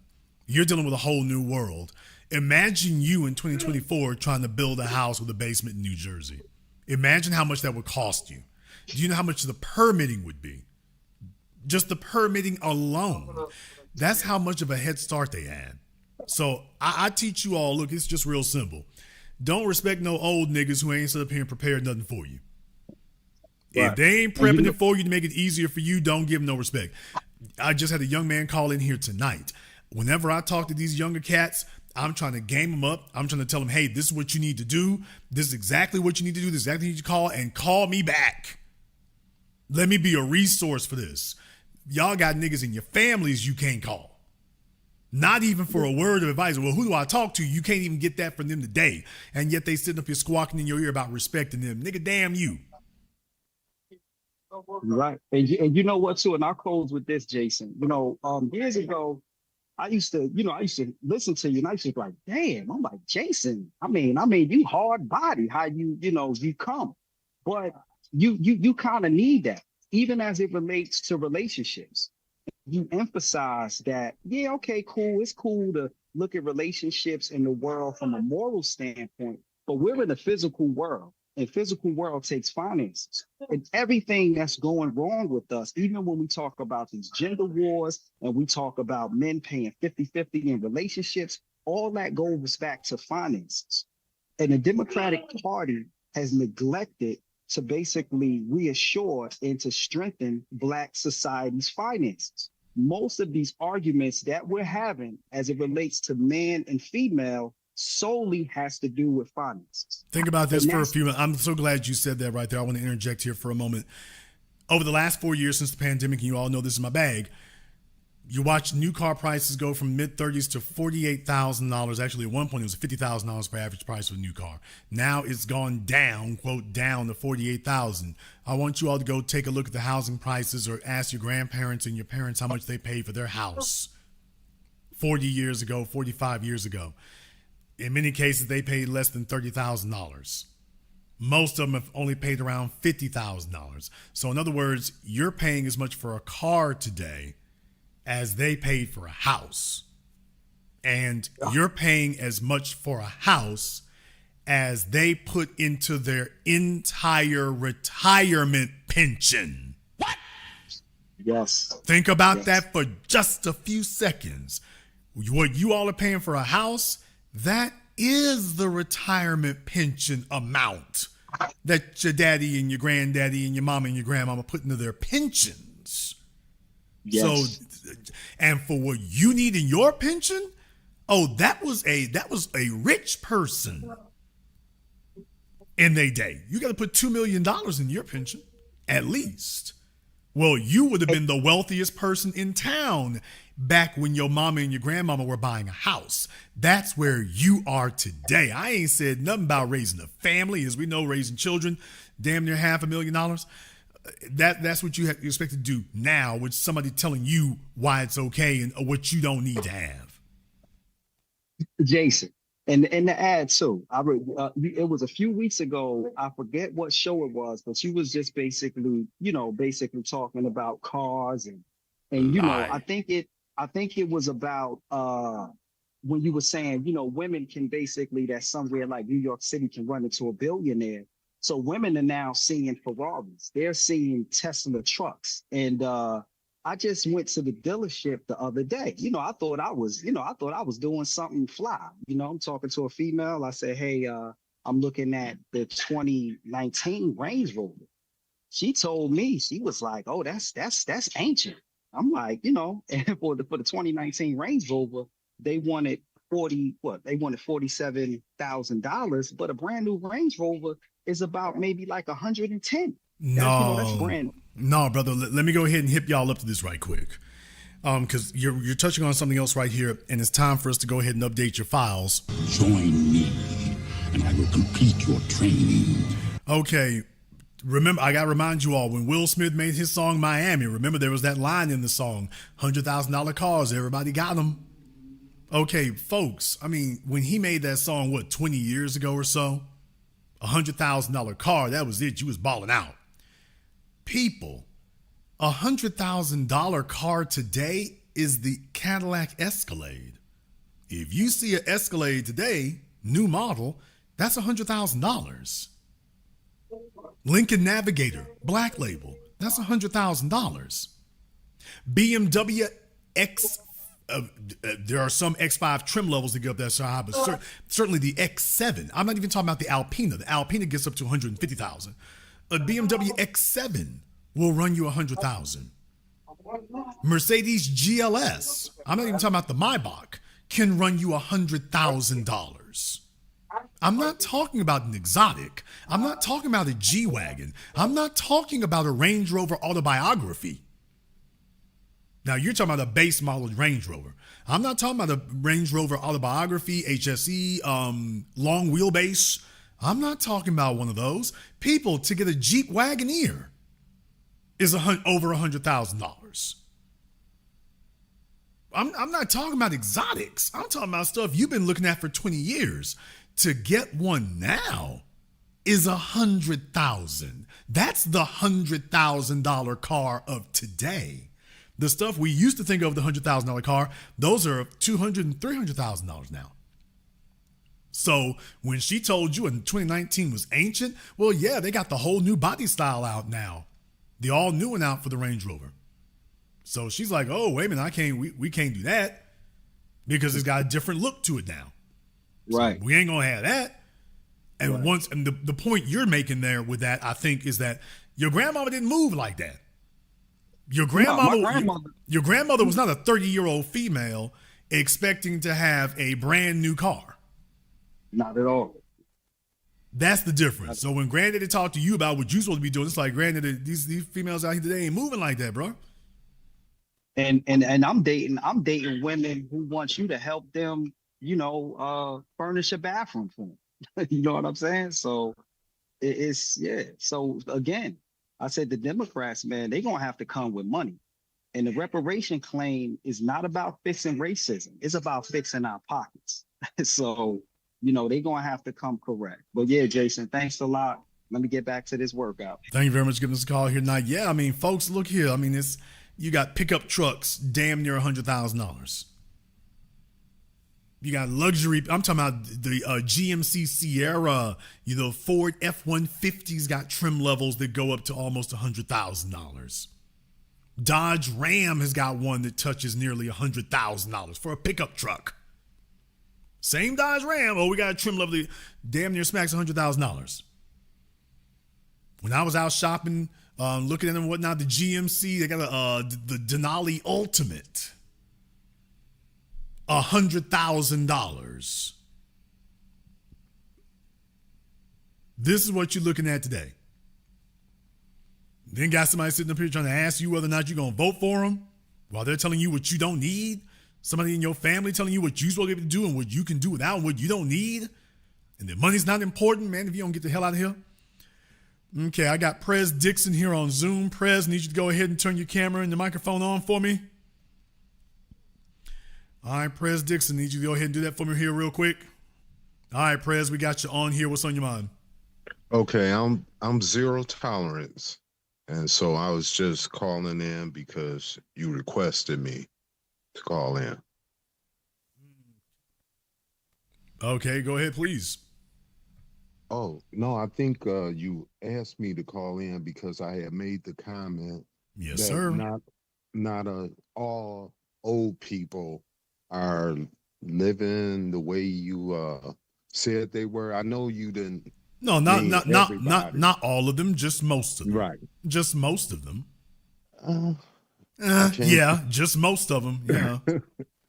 I'm from Michigan, man, and believe me, not in Detroit, but not too far from it, and not too far from Flint.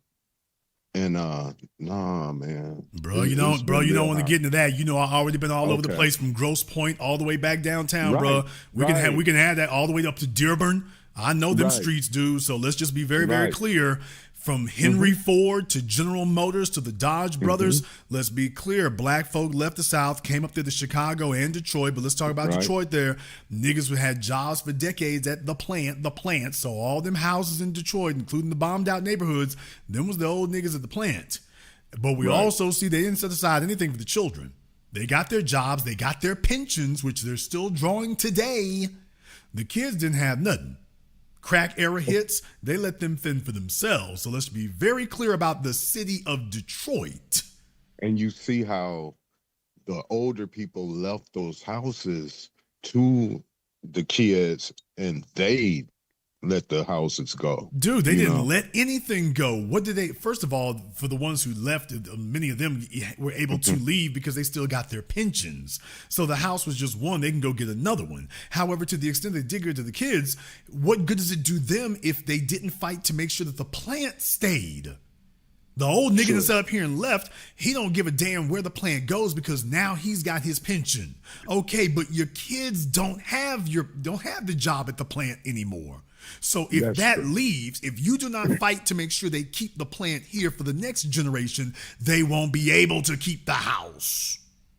That's true. And taxes, though the kids weren't understanding that they had to pay taxes too to keep the houses. Well, I mean, forget taxes, dude. Just basic maintenance. Can you afford to even live here?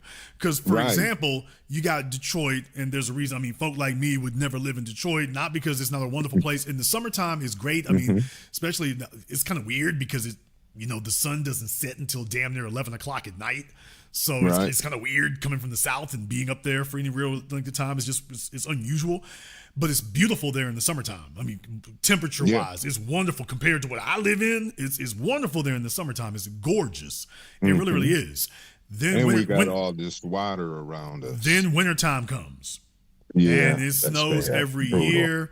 And let me tell you, the folk like me who are not used to fighting rust under our vehicles and things, Detroit is brutal on a vehicle. So think about that for a moment. If you live in Detroit, man, you having to deal with undercarriages and rust issues and salt rocks issues every year. That is a fact of living there. So if you, that alone is going to make it, that alone adds, I mean, well, they got rock salt, they got Bryn. So there's a number of different things, chemicals they're using on the roads now and whatnot to keep them clear when it snows. And what I'm saying is that right there, now you got two issues. I don't care what kind of car you drive. This place is going to be expensive for the house. It's going to be expensive for the car. It's going to be brutal to be in. If you ain't got a job that can keep up with all that, you're going to get taken under. So even if I gave you a house, taxes aside, can you afford to keep this? The upkeep, right. Hey, can I tell you one thing? I actually live in a place called Marysville, and you did a story about that white woman that lives here that says she don't want biracial kids living around her and amongst her. You remember that story? Not off the top of my head. It sounds slightly familiar, but not off the top of my head. Oh, yeah. It happened about 6 years ago when I moved here, but she wasn't referring to me. I don't know who the lady is, whatever. But yeah, and you had covered that story, and I thought that was kind of interesting, But overall, the white people, they ain't like her, and their thinking ain't like her because there's so many biracial kids and their families now that I think they have to accept, the fact that that's how life is, Well, I mean, the thing here is that no matter what the neighbors might think and whatnot, can you even afford to be one of their neighbors? Can you afford to even be there in 2024? And it shocks them. That's the real issue that we have. And the old niggas, they got their pensions. In many cases from the north, they either moved out of the state or they moved into the suburbs and left the houses where they were, and they did not do any sort of preparation whatsoever, nor ensuring anything for the next generation. That's the kind of thing that is a problem. You see that in Detroit. You see that in Chicago, and nobody wants to really deal with that. Everybody wants to condemn, quote unquote, the youth. But it's like, wait a minute, these young folk didn't put themselves where they are. They didn't do this. They got dropped off here, and ain't nobody prepared nothing for them. Donald Trump did not do that with his children. Deal with it, nigga. Now, let's just keep it real. He didn't do that with his kids. Right. Rupert Murdoch didn't do that with his. Right. They didn't sit up here and say, okay, I'm all right, y'all fend for yourselves. I'm good. Y'all need to get good. Ain't that amazing? These white folk make sure their kids are straight. Right. But then again, that's when you value legacy. Then come from people, wealthy families, so where they could hand down, generational wealth. Bro, you ain't got to come from come from a wealthy family to have a damn backbone. You don't have to come from a wealthy family to have a life insurance policy. No, I come from a place where it was very uncommon to see a black male postal worker. I mean, these white people here, they had all the good jobs. The blacks, a lot of them did work. Factory jobs. Most of these old niggas don't even have life insurance policies. And let's be very, very clear. Most of these old niggas ain't even got life insurance policies. They lived, they died, and all they left was a bunch of bills. Right. Now let's be clear about that. That doesn't take generational wealth. That doesn't take millions of dollars. That takes a nigga that gives a damn. and financial literacy. Okay, now financial literacy, my ass. Everybody, your job gives you life insurance, brother. If you want it, Right? The job will give you that. They don't want to do that. We got to call it what it is. Old niggas want to sit up and go get the 82 Olds Cutlass, so he can go ball out somewhere. And the females want to go and get them some snakeskin purses. Mm-hmm. And they did not give a damn what happened to the next generation. We are the first ones with people like me trying to tell y'all about what you owe for the next generation. Talking about generationally. These terms I'm using, generational. You didn't hear no niggas talking like this back in the 80s. Did he say niggas? I damn sure did. And deal with it, nigga. There wasn't this kind of talk going on in the 80s. They were not talking about generationally. They weren't talking about the words passing something down. This was not part of any conversation anywhere. But me, mine, what I get, that was the conversation they had.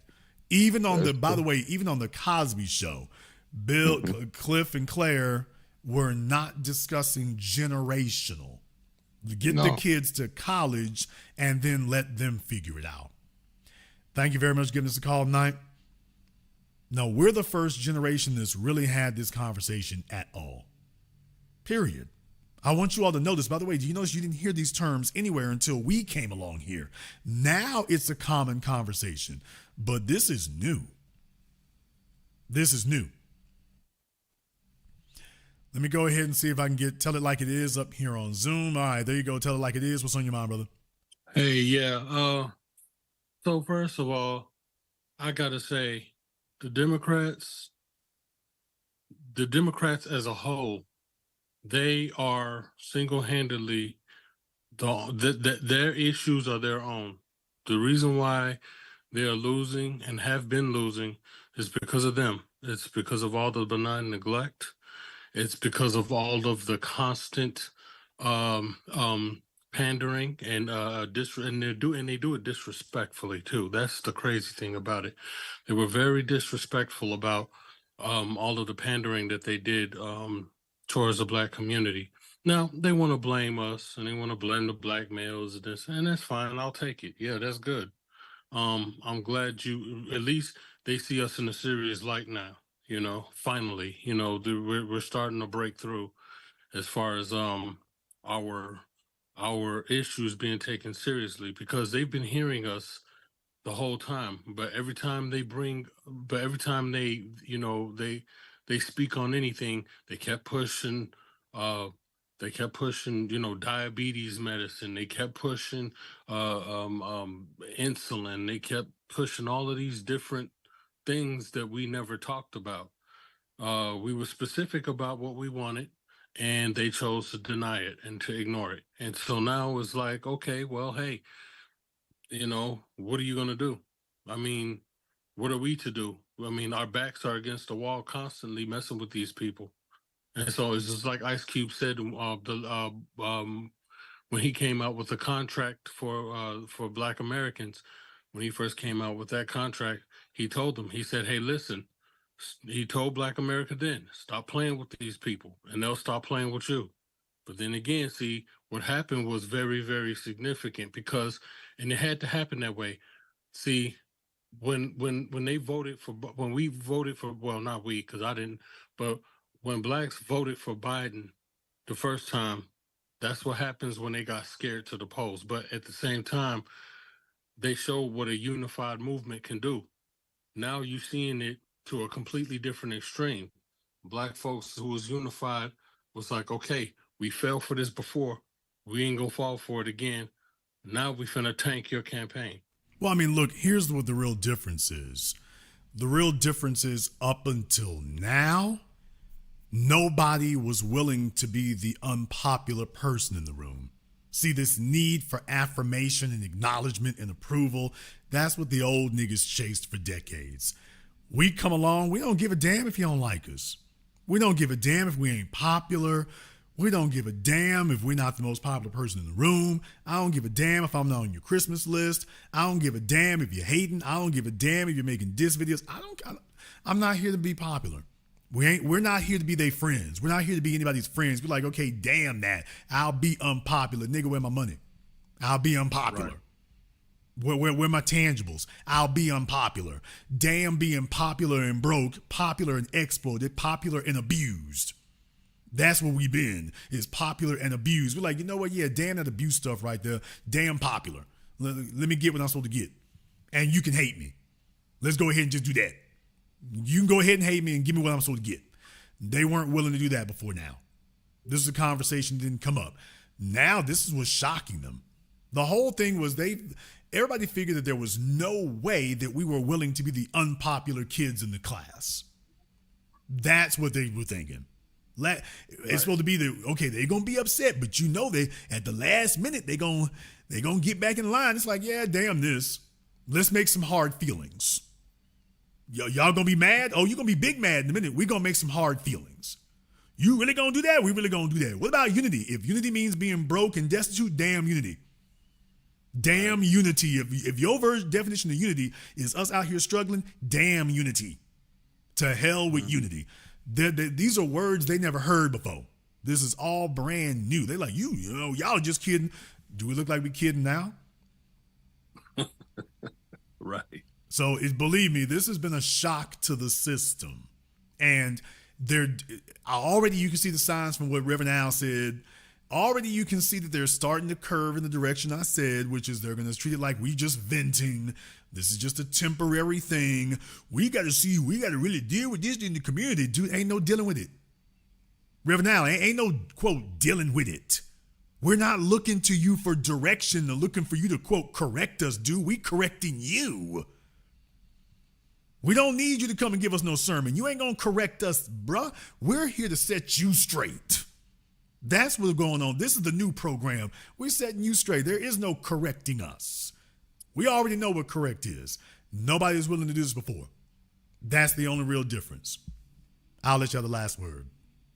Well, that was and the crazy thing is we had so it was 2 playbooks, right, that we had to play from as foundational Black Americans. It was just like you said, the old playbook where you pander and you hope to get a pat on the head, and that was good enough if you got that, but now this new playbook that's updated, it shocked the system because they weren't ready for it, like you said. And so seeing as how they don't know any other play, they're gonna have to learn a new play. And that new play is you gonna treat us with the same respect that you treat everybody else with. Plain and simple. Or don't. I mean, because guess what? Because Gavin Newsom, he's gonna get his ass handed Oh, to dude, him they are already. Bill O'Reilly did an interview with what's his name, Pierce Morgan, and he was talking about that today. That Gavin Newsom wants to run in 28. He said he's too extreme. He said it's gonna be Shapiro because Gavin Newsom, it's not gonna work for him. Yeah, Bill's heard the word from us. He's heard the words. Dude, we waiting on Newsom. It's like, everybody, we see you coming from a mile away. We know you think you up next, and we ready to put this on your ass too. We're ready for you, dude. We are ready to spoil the damn party. That's what we're here for. We're willing to spoil the party. We waiting on you. It's just like Tupac said when he was alive in one of his interviews. You see, on the other side of the door, there's food being thrown around. Everybody's partying, having a good time, and we're standing outside. Please let me in. Trying to be nice about it and trying to be civil about it. And then it gets to the point to where now we coming in the door, we picking the lock, and we coming in blasting. So now if Gavin Newsom puts his name on that ticket, he's gonna join that fray for sure. Well, they got to do what they got to do, but the bottom line is we're putting everybody on notice. If we cannot all be equally comfortable, damn it, we will all be equally uncomfortable. We used to it down here, but they already screaming. They've only had to have it for one damn day, and they can't take it. Nigga, we used to it down here. Thank you very much for giving us a call tonight. Yeah, man. This is a new day for them. They learn all kinds of new lessons. It's a new day. Let me go ahead and see if I can get Ike up here on Zoom. Let me go ahead and grab Ike up here on Zoom. Wake up, Ike. All right, there you go, Ike. All right, what's on your mind, brother? No, I was waiting for my phone to connect. All right, turn off your speaker, sir. Hold on, let me turn my speakers down. There you go. All right, what's on your mind, sir? Yeah, I'm calling from Charleston. And everything you said about Charleston is correct. I work for one of the major medical centers in Charleston. If you've been here, you know what I'm talking about. Oh, yeah. In the past 6 months, I've seen not only the food staff, but the janitorial staff completely change. Here we go. From an all black staff to all Hispanics. Better believe when I tell y'all about in the Carolinas, I've been telling y'all about the Carolinas now for a decade. I've been speaking about that for a decade in particular, and I bring it up because that's a place that people associate as, quote, the South, and I'm like, y'all have no idea what's happening in that place. Between the Northerners coming down and buying up the real estate, and then the farmers out there and whatnot, bringing in the illegals, and then the medical establishment doing it too, y'all getting it from all sides. Let me tell you, just an hour north of here, there's a town called Georgetown, South Carolina, where the International Paper Company was. They just announced that December 1st, they're doing a complete shutdown of the paper mill. There's going to be a loss of over 700 jobs at that paper mill. That paper mill property sits right on the waterfront. There's rumblings that they're going to develop that land because it sits right on the waterfront, prime waterfront real estate. People are losing their jobs left and right, but there's money flowing down here because of the river, the river and the waterfront. These people are coming from West Virginia, Pennsylvania, New York, all these northern states, Ohio, and they're buying up all this land. And they're building freeways. And they're building the freeway. There's the other thing is that people don't know there's a massive freeway project going on in the Carolinas, both of them, north and south. Go ahead. And and everything you talked about when it comes to the politics of this area is all correct. You coming off the Ravenel Bridge, you see that humongous Pinnacle financial building they just put up, a couple years ago? You go downtown, the Lowe's Hotel, I hear you talk about that all the time, is correct. You go right there by the Citadel University, the projects, they're tearing down all those projects and building $600,000, $700,000 homes right across the street from the projects. People are being pushed out to Latson and North Charleston, and people say there's no money, but there's money flowing all over this place. And breweries propping up, private schools propping up. You got on my commute home, I see about 2 or 3 Tesla trucks on my commute home here. I'm like, there's money flying everywhere. Mount Pleasant is one. If you look it up on the U.S. Census, the Mount Pleasant, Charleston, North Charleston area is one of the fastest growing statistical. I forgot that term they use, but the statistical population areas in South Carolina, in the whole United States. Also, that Wilmington, Myrtle Beach area, 2 of the fastest growing population centers in the whole United States are located in South Carolina. Yeah, I mean. There's so many sides that's hitting y'all from the folks who got priced out of Florida are moving up north into Georgia. Georgia's gotten filled out, so the Carolinas is one of the last things standing there in that regard. So yeah, when you're talking about for the coast, for folks who want that coastal living, they're buying up as much of that as they can. When you're talking about the land usage, we see a lot of that in Texas, for example, where you've got large Texas, Oklahoma, and Kansas. There's a reason why you're seeing a bunch of investment coming there, because what these developers have learned, they want large tracts of land. They're not too far out, in wilderness territory like West Texas. So in places like the Carolinas, farmland is a really favorable thing for them to buy up if they can. So developers buy up farmland so they can go build suburbs, or they buy up riverfront properties. So if there's warehouses, people have seen this kind of stuff in Georgia, in Savannah and places like that. So they buy up the old industrial stuff there and turn it into apartments or lofts or condos, which is exactly what you saw, which was actually what we've seen in when I did my film Gentrified in DC. When you talk about they knock down the housing projects and building, luxury housing and lofts and things like that. Yeah, that's exactly what they did in DC. Now they're done with that. So yeah, in Carolinas, now it's your turn.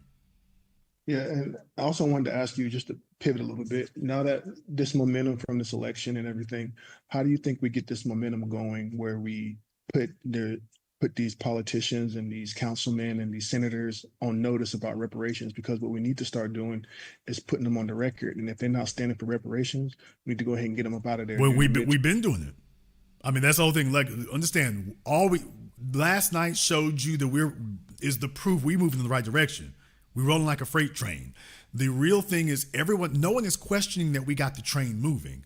The only thing they're questioning is, will you be consistent? Are y'all going to keep it up? Or after this happens, are y'all going to say, okay, good job, and walk off the field?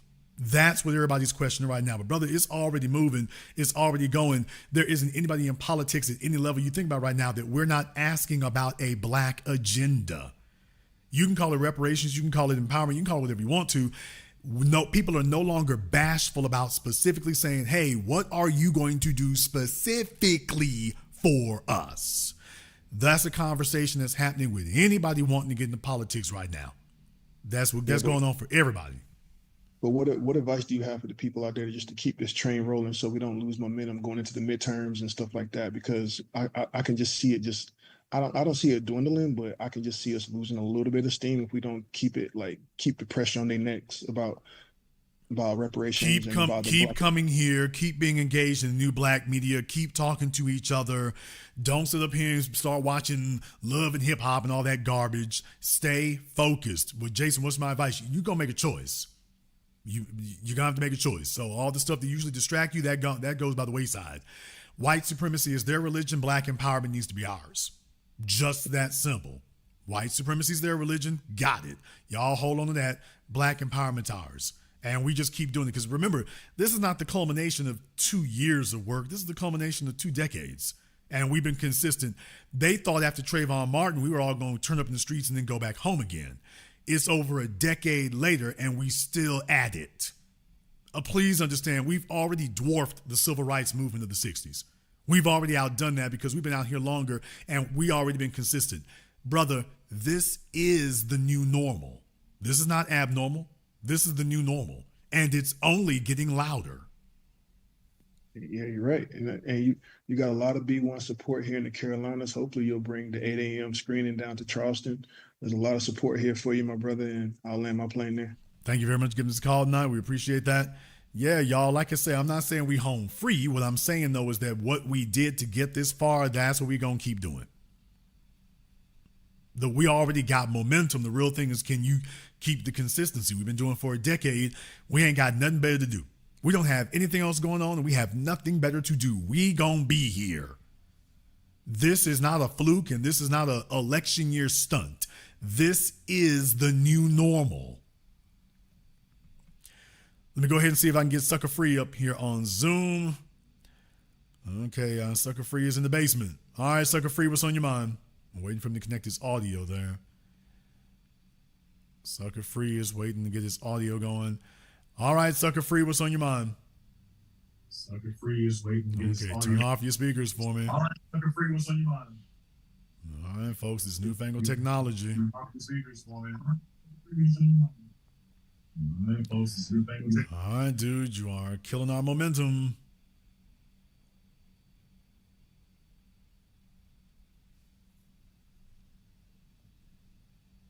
Okay, I don't know where he went or what he's doing, but hopefully he gets that straightened out. Let me go ahead and see if I can get Lavender up here. Let me see if I can get Lavender Winter up here. That's a creative name. Lavender Winter, we're waiting on that. Sounds like a nice lotion from the Calgon people. Okay, I was waiting for Lavender Winter to be a dude. I was expecting that to be a dude. I was like, that better be a girl. Yeah, as you see. Yeah. All right, Lavender. What's on your mind? Can you see me? Yes, I do. Okay, perfect. So I knew this was coming. This is death to the Democrat Party. That's what happens when you bankroll the migrants coming here in this country, and then you abandon your your voter base, which is us. But I voted for the couch. I wasn't voting for Kamala or Donald Trump. But when I had woke up this morning and I had saw that Donald Trump had won, I'm like, I told you so.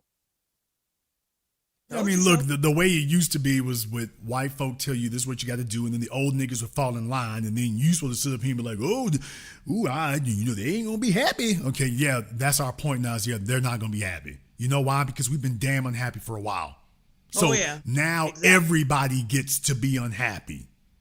That's the only difference now is, okay, now we all gonna be unhappy. That's just it. That's all it is to it. It's not, unhappiness is no longer just reserved for us.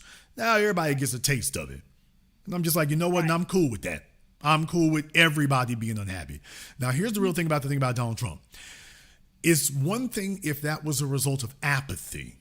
You see, if that was a result of voter apathy, no one would be talking about it. But what they understand is that this wasn't a result of apathy. This was a conscious decision. You have people saying, yes, I can vote, but I'm not going to. Not because, well, ain't none of them no good, but it's like, no, we're going to get your attention, but we're choosing not to. We're not, nobody's saying the usual, well, politics just don't work. They don't care about it. It's like, no. We're making decisions. I could vote third party or I can vote couch. We doing that. And as I explained last night, you know, it's a waste of time to go talk to the Roland Martin audience. When Kamala Harris went to go talk to Roland, that was just a waste of the breath of life. And the reason for that is because, baby, you already got his audience. Them old Tom Joyner niggas, they gonna show up no matter what. Roland Martin is not speaking to Roland Martin's audience is not composed of independents. Those are not swing voters. There isn't a single person who listens to Roland Martin who was considering voting for anybody other than Kamala Harris. You're wasting your time. Now, if she had come and talked to us, my audience is nothing but people who voted for Obama but are considering or going to go vote for somebody else now. In other words, these are those swing voters in my audience that you need. This is precisely the people you need. And she said, yeah, I don't want to talk to you. Let me see if I can get Roland to galvanize some folks who are going to stay home. The problem is the folks who in his audience staying home. He's the head Democrat shield, Jason. Well, I mean, the folks in Roland's audience who are going to stay home, they're not going to vote no matter what. Those are Kamala heads, and if they're not going, if she can't get them up, he's not going to get them up. They were never going to vote in the first place. My people will, but they're waiting for somebody who's speaking their language and going to actually offer them what they want. These are the swing voters over here. She'd have been a hell of a whole lot better off. Instead, she went and talked to Roland Martin, who's you already got his audience, and Shannon Sharp, who isn't going to motivate anybody to do anything. So all you're doing is whistling past the graveyard. And that's all that happened in one fell swoop. When we're talking about who they're going to blame, is she going to blame the political consultants? Are you going to blame the advisors you listen to who told you what you don't need to do? Men are going to get blamed. If they're not already. The folk that she paid, you know, all these people who gave you all this bad advice, are we going to blame them for doing that? Because let me tell you right now, the most powerful thing you can do is put them on blast. That's how you deal with that right there. It's like, okay, we got bad advice and this is who the hell was doing it. If you're just going to let them go ahead and do like Lily Adams and then transfer to another politician, they go from one political campaign to another. Their work in this year they'll be on the presidential campaign. Next year they're going to be on the senatorial or congressional campaign. They just jump from one to another, giving out the same damn obsolete, futile advice everywhere they go and not telling you what you need to hear. Like him or hate him, Trump's willing to talk to anybody. Like him or hate him, Barack Obama was willing to talk to anyone. He could. You can't pick and choose where your swing voters are. You got to go where they are. We're not hanging out in church. We're not sitting at the HBCU. We're not in the NAACP. And we're damn sure not watching Roland Martin. What city are you in? I live on the border of Indiana and Illinois. So I'm like in the Great Lakes region. And I had seen like one of your chats. Like I know you got a follower that's in the chat right now that lives in Gary, Indiana. You don't know Gary, Indiana. Well, it's a shit show now because, you know, Democrats are running it, obviously. That's where Michael Jackson grew up. The Jackson family. I'll leave it at that. But I'm about an hour from Chicago, depending on how you get there. You're on a train. It's about 45 minutes if it's on a good day. But Chicago's fed up. And I'm glad, Jason, that you had mentioned the Roland Martins, and then, with the older generation, like the baby boomers, because the baby boomers, the black baby boomers, no matter what, they're going to show up for Democrats regardless. They vote blue no matter who. The problem, and Philip Scott had mentioned this, is that you can't always rely on that because that generation is slowly passing away. Some of them already got one foot in the grave. Well, we can't even say slowly anymore. That's the problem. Right. Man. We can't even say slowly. And they got stage 4 cancer. That's less votes, right? Who's gonna, as far as what generation is concerned, who do you think is gonna decide who wins and who loses this election? Who wins, who loses? The millennials, which is what I am, the Gen X, and the Gen Z. And you all are not Jimmy Carter fans. No. Most of you either were not alive, or you weren't born, or you were very, very young. I was born in the mid 80s. I was not around when Jimmy Carter was president. Well, then in that case, Ronald Reagan's second term. Okay, then in that case, you would have been like 10 years old when Bill Clinton was on Arsenio. So maybe you saw that, maybe you didn't. If you didn't, you don't know the historical significance of it to the extent that there was. What I'm saying is that these things, when we talk about Motown 25, when Michael Jackson did the moonwalk for the first time on national television, that was a historic moment for those of us who were there.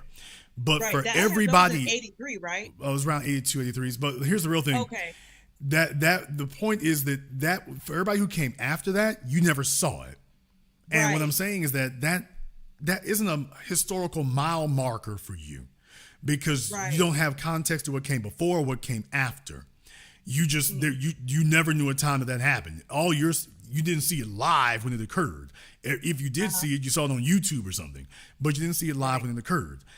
You don't have these connections to those events and those people the way the old folk do. So they have connections to the Vietnam War. And after the Vietnam War and Nixon, then Gerald Ford, and then Jimmy Carter. So the things and the events that were going on for them were not the things and events going on for you. You have no firsthand knowledge of it. You only have background knowledge, just looking back into it. So your connection to those presidents, those campaigns when they happened, when Jimmy Carter was running and Ted Kennedy primaried him, you didn't see none of that. Your parents and your grandparents did. So they were saying the same things about Reagan that they said about Trump. He's crazy and this, that, and the other. Whether it was true or not is another story. That was what they lived. But the media thinks that you see it the same way. They think that we're monolithic, and they think that y'all are still sitting around. Oh, yeah, because they think all of you are sitting around. They think that you're all sitting around listening for Jesse Jackson. Jesse Jackson his health has been failing him, and he hasn't been talking here for the last decade. Millennials and Gen Z, y'all don't even know who Jesse is. I was there when he ran in 84. 84, 88. I was there when he ran. 84. Up with hope, down with dope, smoke the dope. In any case, I was there when he did that. I was there when them cats were doing that. I was there and watching them. You all weren't there. And you weren't looking to him for leadership. He wasn't the first of anything. He didn't get this is the first time we've seen him at a black folk Democratic convention like this. That was for them, that's a historical mile marker for them. You have no frame of reference for that whatsoever. None. And yet they're treating you as if you do. As if this is some old story that's been passed down to you. And it isn't. It doesn't have that significance to you. The media is out of touch. The old black media is out of touch. Everyone is depending on you to be a replica of a generation that you don't even have a frame of reference for. The results are very predictable and disastrous. Mm-hmm. Right. We have to get the needle moving. And it's just like, I am not surprised. And I was just watching on Fox Soul, a TV show like The Real Talk or whatever you want to call it. They're all upset. Oh, Trump had won. I'm like, y'all, well, how do you think? And I'm sure Kamala had a fit and she started crying. Well, think about the tears of all those black women and black men you done locked up. How you think their parents and their families felt when you locked them up, sent them to prison, for some weed charges and all that BS. People tend to forget who wrote the 94 crime bill. Donald Trump didn't. It was Joe Biden. Right? Am I lying? Well, both of them. And the old niggas, we talked to them in 2020. Well, Jason, they were wilding out. They some of them needed to go to prison. So that's what we've been dealing with. That's what they will say. That's what they will say. But Donald Trump didn't write the Donald Trump. JD Vance, JD Vance is around my age, I believe. I think he's like 40. So he's a millennial, right? Well, I mean, so look, age difference Donald Trump has committed his own infractions as well. Here's the difference. The difference is our generation is not going to pretend that there's some difference between the Democrats and the Republicans. That's the only change that's happened is we're not going to play this game like there's a difference between the two of you because one of you is a polite racist and the other one's a rude one. Yeah, exactly. And that's why I sat it out this election, because if you really want to be honest, the Democrats and Republicans, excuse my language, they don't give a fuck about us. They show is a covert and overt racist. The Republicans, they're more out and open. They will tell you, we hate you black people. We gonna pass policies that's typically going to affect you in a negative way. The Democrats are more like the covert racists, like, oh, we love you, and DL calling you the N-word behind your back. That's why I did not vote in this election. Well, that's part of the reasons why. I got my issues with both of them, but I mainly have my issues with Kamala Harris. First of all, y'all knew when Joe Biden was in office that his mental health or whatever, his health was in decline. Y'all should have been having this discussion 2 years ago. Well, we don't think you should run. That way it would have given Kamala a little bit more chance to, come up with a campaign. She would have lost anyways, regardless. But she had no chance in hell of winning this election. And any idiot out there that thinks she did, you sadly mistaken. Chicago, right? Because I'm closest to Chicago. I told you I'm on the border of Indiana and Illinois. You ain't nothing. When you barely win Chicago, she only won by 4 points, Jason. How? Chicago is not a conservative city at all. No, and you only win by 4 points. What she showed was that her agenda is not ours. This is an eviction notice. This is the death to the Democrat Party. So what they need to do, instead of having mushmouth celebrities like Meg Thee Stallion twerking and shaking her ass at that political event in Atlanta, and having Cardi B, who can barely read. Yeah, Donald told you to do this, and you need to support Kamala Harris, and you need to do all this, and Mama, what they've learned is that the BBL convention and the entertainment campaign has gone up in smoke. And Lori, what happened in Illinois was the culmination of the damage of drunk Uncle Lightfoot and Brandon Johnson, and is what they call a realignment. And this is probably going to be just the beginning. Thank you very much for giving us a call tonight. Let me see if I can get Tyler up on here. Looking to see if I can get Tyler up here on Zoom. Tyler, go ahead and unmute your microphone and turn your camera on for me, Tyler. I'll give you about 5 seconds to go ahead and do that for me here, Tyler. I just need to get the camera on for me, and we can go ahead and get this started. So, Tyler, I'm going to give you about a few seconds here more. We'll get that taken care of. All right, Tyler, there you go. What's on your mind?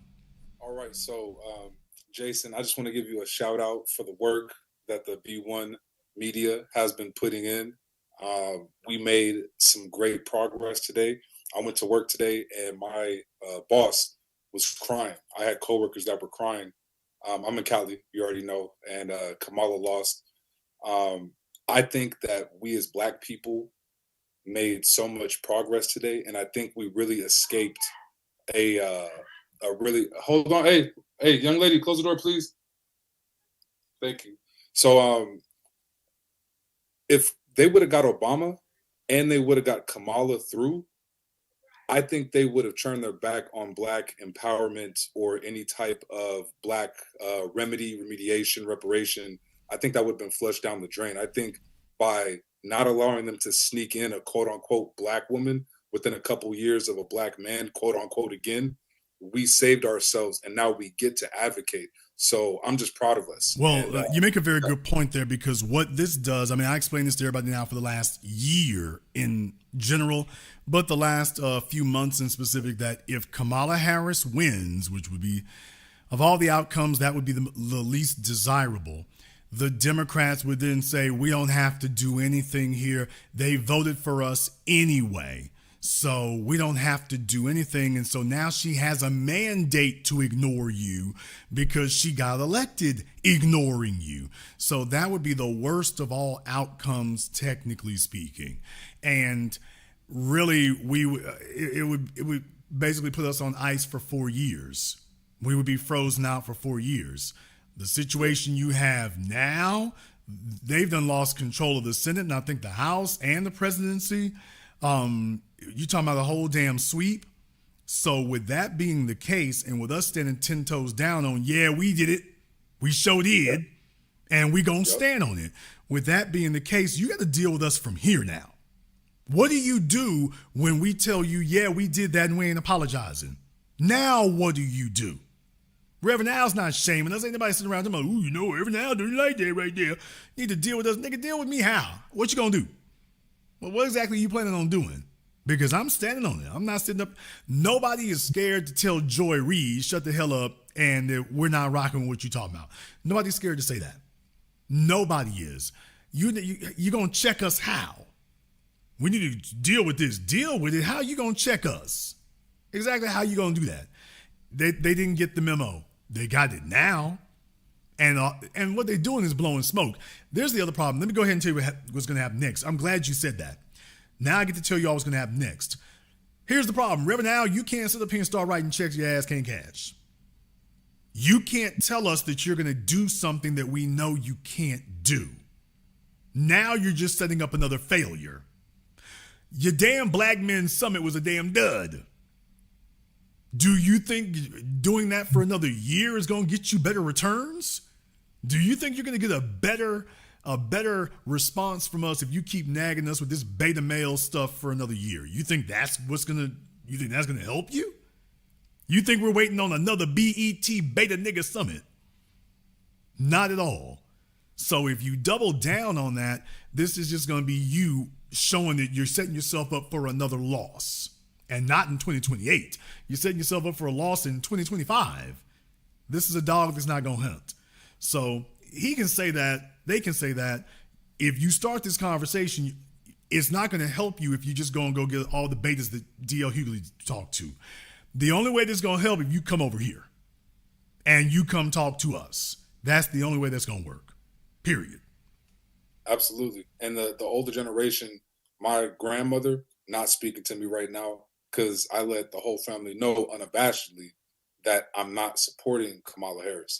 And so there was a lot of caterwauling. It was ridiculous. And then when Michelle got to talking, you already know that got the Michelle hive. We forgot the M hive. We talked about the K hive, Jason, but we didn't talk about the M hive. Michelle Obama had a bit of a hive as well. And that hive was going active at churches all across the country. And there was something I wanted to share with you back during probably about 3 weeks ago when I was in Houston. Do you know that they added a Southern accent to one of Kamala's, one of her ads? It said, we're going to get our fair share. I'm like, she ain't never talked like that. They were going, Jason, they pulled you said it earlier. Was a schizophrenic campaign. Man. If you are a doctor, a lawyer, a stripper, an OnlyFans from the South, this was this racially ambiguous, androgynous campaign. We're going to be all things to all people. And I've been saying this forever. You cannot be all things to all people, because if you attempt to do that, you will ultimately end up being nothing to everyone. That's what you'll be. You need to take a side. Stop trying to get 90% of the damn vote. Get 51%. Focus on that. Your attempt to get 90% of the vote will guarantee you will get none of it. That's what happened. Man, Jason, I'll just finish with this. I was speaking with a coworker, and everyone is trying to get a feel because everyone's trying to find the snitch. Who didn't vote for Kamala? I'm keeping it low key at the job. I haven't let them know, where my position is. But my coworker asked how I felt about it, and I was like, I'm about Kamala losing. Why? He asked me, why do I think she lost? I was just kind of in general, like, you can't mistreat your base. You can't. I used a dating analogy. I said, you can't spend more money on the side piece. You have to handle the main piece first. And we have been the main for the Democratic Party for decades. And they're going to give out the EBT cards. They're giving out the shelter. The shelter is just so blasphemous with Black people leading homelessness.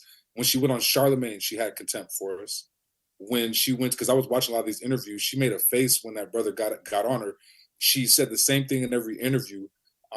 Kamala is finna be a diss. Don't get Kamala. It already started. I forgot who I heard said that, but don't get Kamala. It's already starting to grow. I appreciate you. I appreciate the B1 media. Without y'all, it would not have been possible. I'd never thought that we'd be able to make such a big impact from behind the shadows. And I can't wait till you bring 8 a.m. to LA, Jason. I don't know what's taking so long. B1, brother. Thank you very much for giving us a call. Putting things together there for it. Yeah, like I say, when folk woke up and realized that we ain't going to back off of it, we told them what we were going to do, and then we did it. We just told them, hey, this was going to happen. You're going to mess around and you're going to get your ass broke. Okay, well, we show you got your ass broke now. They looking real damn stupid. Because they realized it wasn't just a failure on one level. The House and the Senate, this is not a failure on one level. This is a systemic failure. This is a complete repudiation. That's what you got to deal with.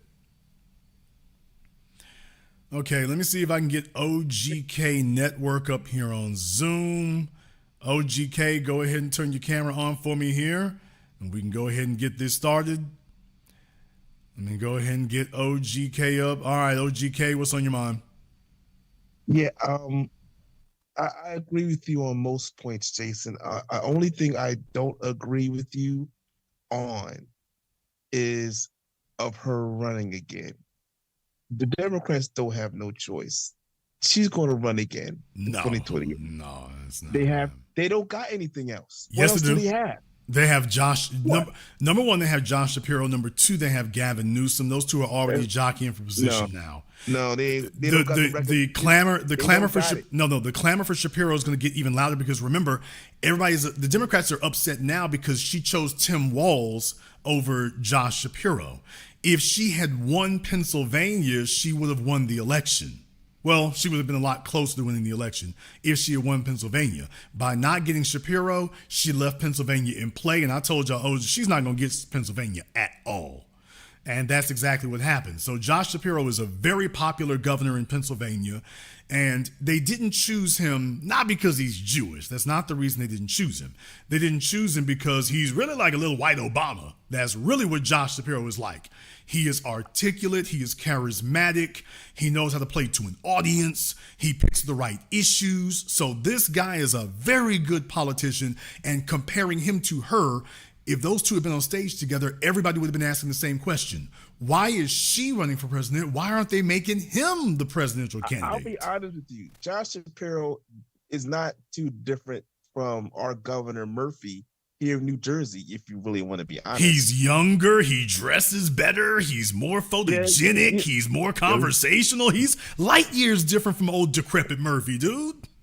Okay, he dresses better, but I just don't. He's younger and dresses better. He's got better hair. I just don't. Just off name recognition alone, I just don't see a reason why she wouldn't run again. Only because, and this is the reason why. She was a late comer. She was a Hail Mary, bro. No, she wasn't. No, brother, no, she wasn't. This is not her first loss for the presidency. This is her second. True. Okay, so we're gonna give her a third? She's not gonna put that. She's not gonna count that second. Why should she? She doesn't have to. Okay. Listen. She's already been given 2 swipes at bat. That's it. She's done. Jason, if we can fan duel some politics, I will put my bet right now I'll put 20. Matter of fact, I'll put $50 right now. 2028, she run it again. She's not running. I can bet it right now. Get your cash app ready. I'll be back on this program. If she come back on that 2028 ticket, if you see her running again for that, someone owe me some money.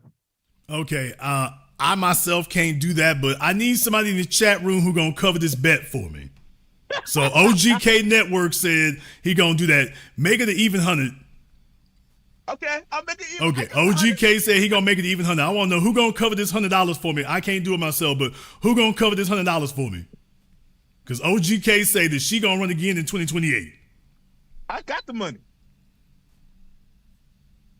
Okay, let me see. First come, first served here. Let me see who got Cornell. Was that Cornell? Okay, my man Cornell Sly, he contributes to me, so I know he actually holding. So Cornell, you gonna cover this for us here. 2028, I expect to see you back, OGK. Every time I see your damn name on Zoom, I'm gonna be like, okay, nigga, 2028 coming. I'll be like them young folks. I'll have the money. I'll flash the money in the screen for you so you can see it. Okay, dude, we'll be looking. Thank you very much for giving us a call. Like I say, folks, dude, it don't work that way. It does not work. Remember, donors are like investors. They just gave $1 billion to get her into the White House, and she failed spectacularly. So what are they going to do? Get buyer's remorse and spend another $1 billion on a bum steer that couldn't get the job done the first time? That's not the way it works. 2020, she already showed she wasn't built to run the race. She wasn't built to go the distance. This year, she only confirmed that if you were dumb enough to give her all the money, she still couldn't make it. And that was with the greatest media hype job and the greatest last-minute change of the quarterback. Those were the most favorable circumstances you could give a candidate like her. The problem with Kamala Harris is when she opens her mouth. What? That's the problem with Kamala. That's why they wanted her to stay silent. I said that when I said, y'all know she hasn't done an interview or anything in 2 months. The problem with her is when she talks. If you let her speak, it goes bad. She doesn't have a position. She won't defend it. She's very easily rattled. She'll get nervous very quickly. Breaking her emotionally is very easy to do. And that was exactly what they did. Breaking her was an easy thing to do. Let me go ahead and see if I can get LaToya up here on Zoom. LaToya, I need you to go ahead and... Okay, this profile picture looks a little bit familiar here. I got some folks might be violating my one call rule there. Okay, LaToya, yes, she called in last night. She's trying to flex her dark skin privilege. She's looking around crazy. Now, LaToya, you know you're violating, ma'am.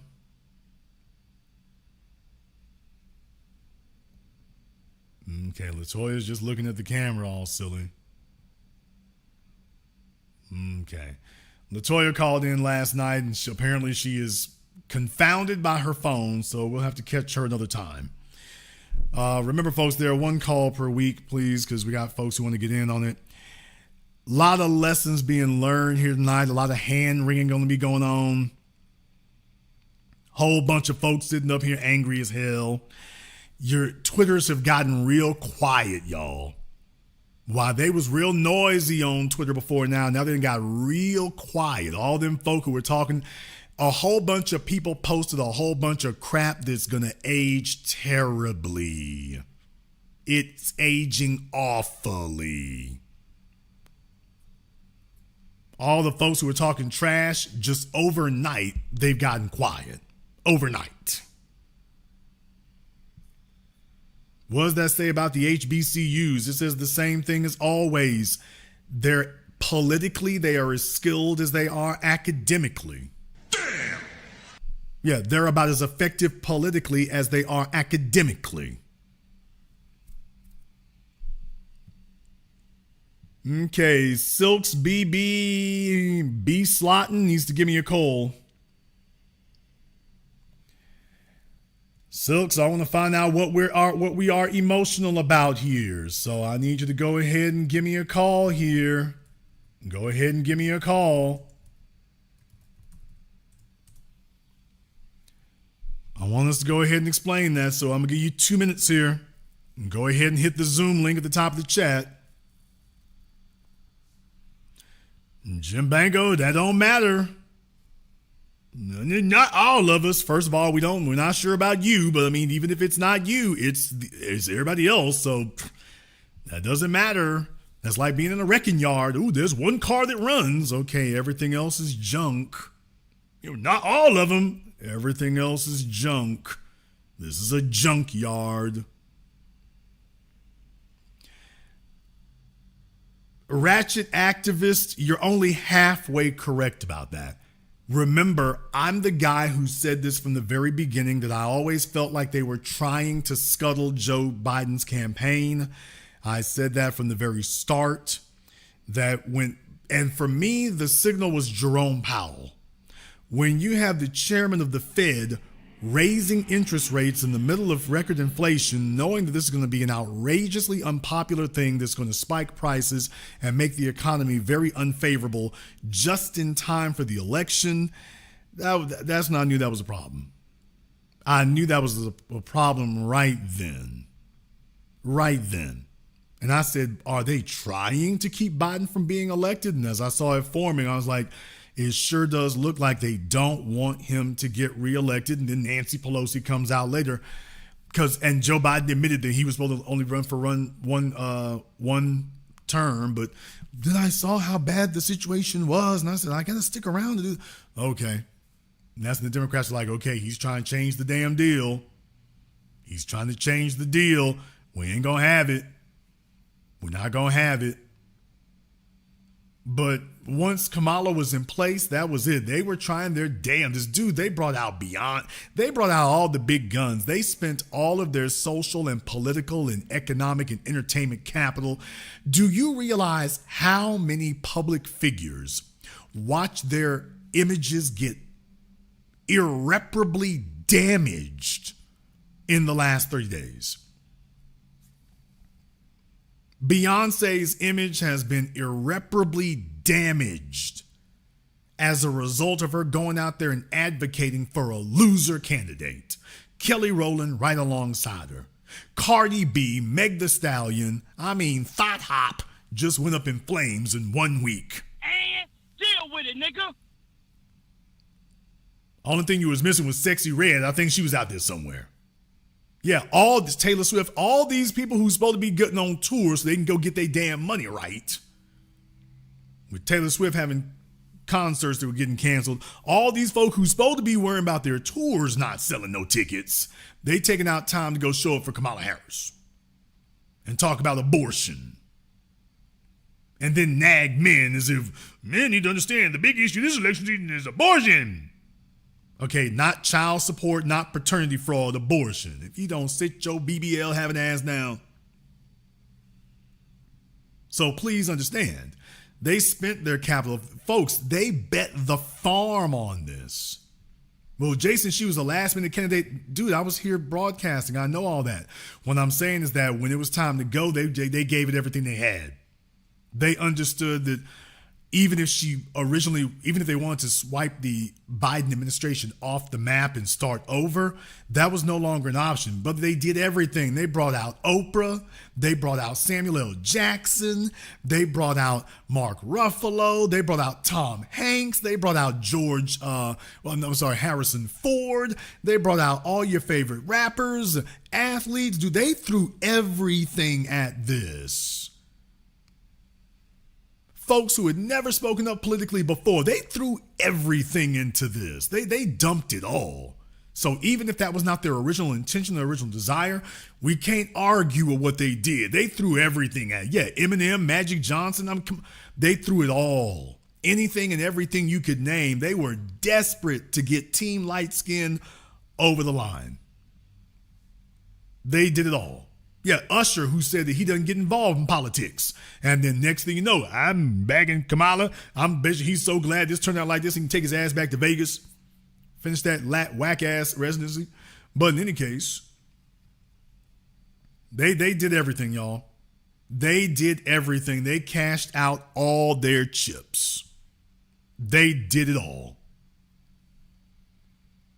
And the reason it didn't work is because Kamala lacked the solid base that she needed. Well, Jason, what do you mean? I mean us.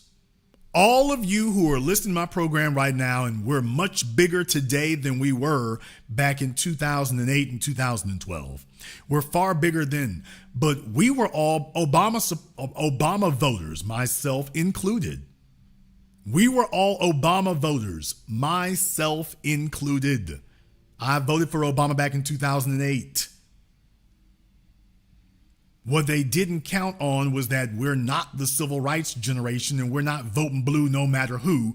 We voted for Obama because we were expecting something, and he came in the scene talking our talk and whatnot, and he figured they'll do us like they do the old folk, and we'll just sit up and say, well, I mean, he tried his best. For the first time ever, we said, yeah, we don't think you tried anything. We don't believe you. That was something they didn't expect. And then his support started softening in 2012, and the support, once he was gone, the support for the party has been softening ever since. And now you've gotten the final returns where Donald Trump didn't just win the election this time. He didn't just win the electoral votes. He won the popular vote. What? He got way more votes than Kamala Harris did. He got the popular vote, people. He didn't just win on the electoral votes this time. He got more people showed up for him. And this was after, remember Barack Obama, y'all got to vote for Kamala Harris. Remember my legacy. We got to make sure we protect my legacy. This is your legacy, nigga. This is your legacy. You didn't get the damn memo. This is your legacy. Let me give a shout out here to FBA Queen, Black Powder Podcast, Stolen Ancestors. Big shout out to y'all here. They have been giving out memberships here on the channel. So very, very glad to have that. As you saw, the folks who I sent out the invitations to and whatnot. Definitely, if you were a member of the channel, you were the first ones being informed about that. So definitely membership has its privileges. Who knows? At some point, we might do that again. Well, hell yeah, it's a wake-up call to a lot of folks there. And who they going to blame? I'm talking about in the party. If you're a Democrat tonight, where are my Democrats to call me up? I'm waiting on my Democrats to call me up and explain who y'all blaming for this. Are you going to blame Tom Hanks, George Clooney, Nancy Pelosi, who, by the way, she ran for re-election? So she made sure Joe Biden couldn't get reelected, but meanwhile, she's serving her 20th term. What? Folks, Nancy Pelosi is serving her 20th congressional term. 20. Think about that for just a few seconds. This is her 20th term in Congress. But she made sure that Joe Biden didn't have a second one. Okay, Sylvia, we got you on Zoom. I need you to go ahead and turn your camera on for me, Sylvia, so we can go ahead and get this started. So I'll give Sylvia a few moments here. But Sylvia, I need you to turn your camera here on Zoom. I'll give you 5 seconds to go ahead and get that taken care of here, and then we got to move on. So Sylvia, go ahead and get that taken care of for us here. All right, there you go, Sylvia. And what's on your mind? No, I was just saying that when I say y'all, I'm talking about everybody. It's emotional about this election. Okay, was that you in the chat room, Silk? Yeah, I'm Silks. I'm Silks BB. Right. All right, now who's being emotional, ma'am? Just everybody. Okay. Does everybody include us here? If some of you there. Okay, explain to me how we are being emotional. Oh, just it's just the attitude about her losing the election. You haven't explained how we're being emotional. You're just stating the attitude about the election. Okay, how are we being emotional? Just in the inflections, you could tell it. Okay, emotional in what way? And I'm not just talking about I'm just talking about everybody while how we dealing with these elections. This is not the first election that we had. But I thought we were being pretty objective here. I mean, I don't see a bunch of emotion going on, so I'm trying to see the emotion. Objective? Tell me what anything that I've said is not actually a fact. Tell me anything that I have said that is not an actual fact. Did she lose the election? Yes, she did. Okay, that's not my opinion. That's not emotion. That's just a fact. That's just a fact. Okay, right? Did she and lose? Let's move on. No. Did she lose an election that she was supposed to win?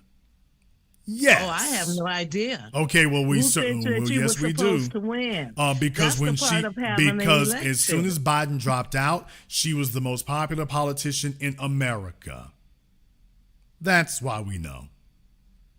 Now, the next thing is, did she have enough money in financing? She was given $1 billion. I should think she did. Did she have the media on her side? Absolutely. Did she have more stars, more entertainers, and more high-profile people come out to endorse and support her personally than any president? Than any presidential candidate in Did she have more of that support than any other presidential candidate in history? Absolutely. Those are all facts that I just said. Where's the emotion? It's just how I said. Let's move on. We have a president. Someone told me why don't today. you tell the truth here? Why don't you tell everybody Where am I lying? Why don't you tell everybody who you were supporting for this election? Oh, I wasn't supporting either one. I thought it was a circus. I was supporting the local election. That was more important to me because I could be more involved with that. No, ma'am. The very fact you talking about folks being emotional here who are not emotional, you already have tipped your hand to who you were supporting. So why don't you go ahead and explain why don't you go ahead and explain what it is you like about Kamala Harris? I support our president, whoever it be. Okay, then why don't you explain to us why you support Kamala Harris? That's what I'm talking about. Okay, explain to us why you supporting Kamala Harris. Sometimes you lose. Explain why you're supporting Kamala Harris. Well, I wasn't going to support Trump. Okay, just answer my question. Explain to us what you liked about Kamala Harris. I didn't like neither one of the candidates. Clearly you have a bias to her. What did you like about her? I think the Democrats is doing a poor job, and they need to do better with the candidate selection. They need to start supporting more younger people and getting more younger people involved and get some of these old hats out. Okay, well, Kamala Harris, was she one of the old hats? She was close to it. She was involved with it. She's been in politics for a long time. She was involved with, she's been around. It's not like she hadn't been around. Which one of Kamala Harris's positions did you not like? I'm not even into all There you go. There you go, y'all. Like I say, this is why I'm here to teach you all. If you keep asking, just find the right question and then it exposes them. Ma'am, I asked a simple question. You said you don't support Kamala Harris. That's fine. Which one of her positions did you not like? It's a lot of positions that I don't like. Good. Name three. Name three of Kamala Harris's positions that you did not like. I don't like how they support the immigration. Now you ain't saying nothing. What's wrong with it? What's wrong with what? With them supporting the immigration? Okay, well, what is it about you? I don't like the whole talk about the immigration anyway, because they're not looking at the northern border and how many illegal people coming over from that side. That is ruining stuff too. So it's a whole lot of illegal people in the United States. Are you telling me that you're worried about Canadians coming into America? I didn't say that the Canadians was coming in here. I said there's a lot of people that are illegal come in from that north side. Okay, I didn't say they came from Canada. Who are the non-Canadians coming over the northern border that you're concerned about?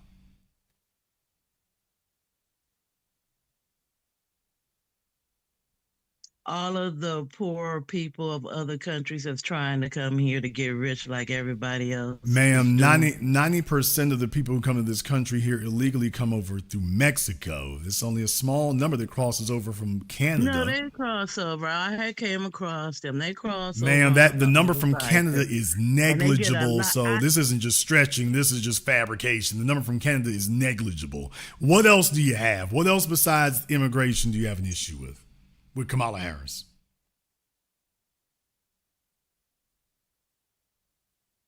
She's not the same kind of Black person that was born and raised here from a Black father and a Black mother. Okay. And what is it about Trump you didn't like? Fabricating that she's the same Black, just like Obama did. They don't know the struggles that we go through. Okay, and what is it? And what is it about Trump you don't like?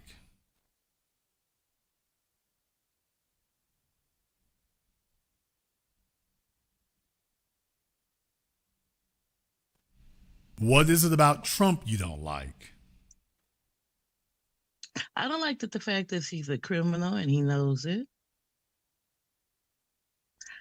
I don't like what is the crime that he committed? It's all over. Come on, Jason. We're not going to go back. Ma'am, you just accused him of being a criminal. What is the crime he committed?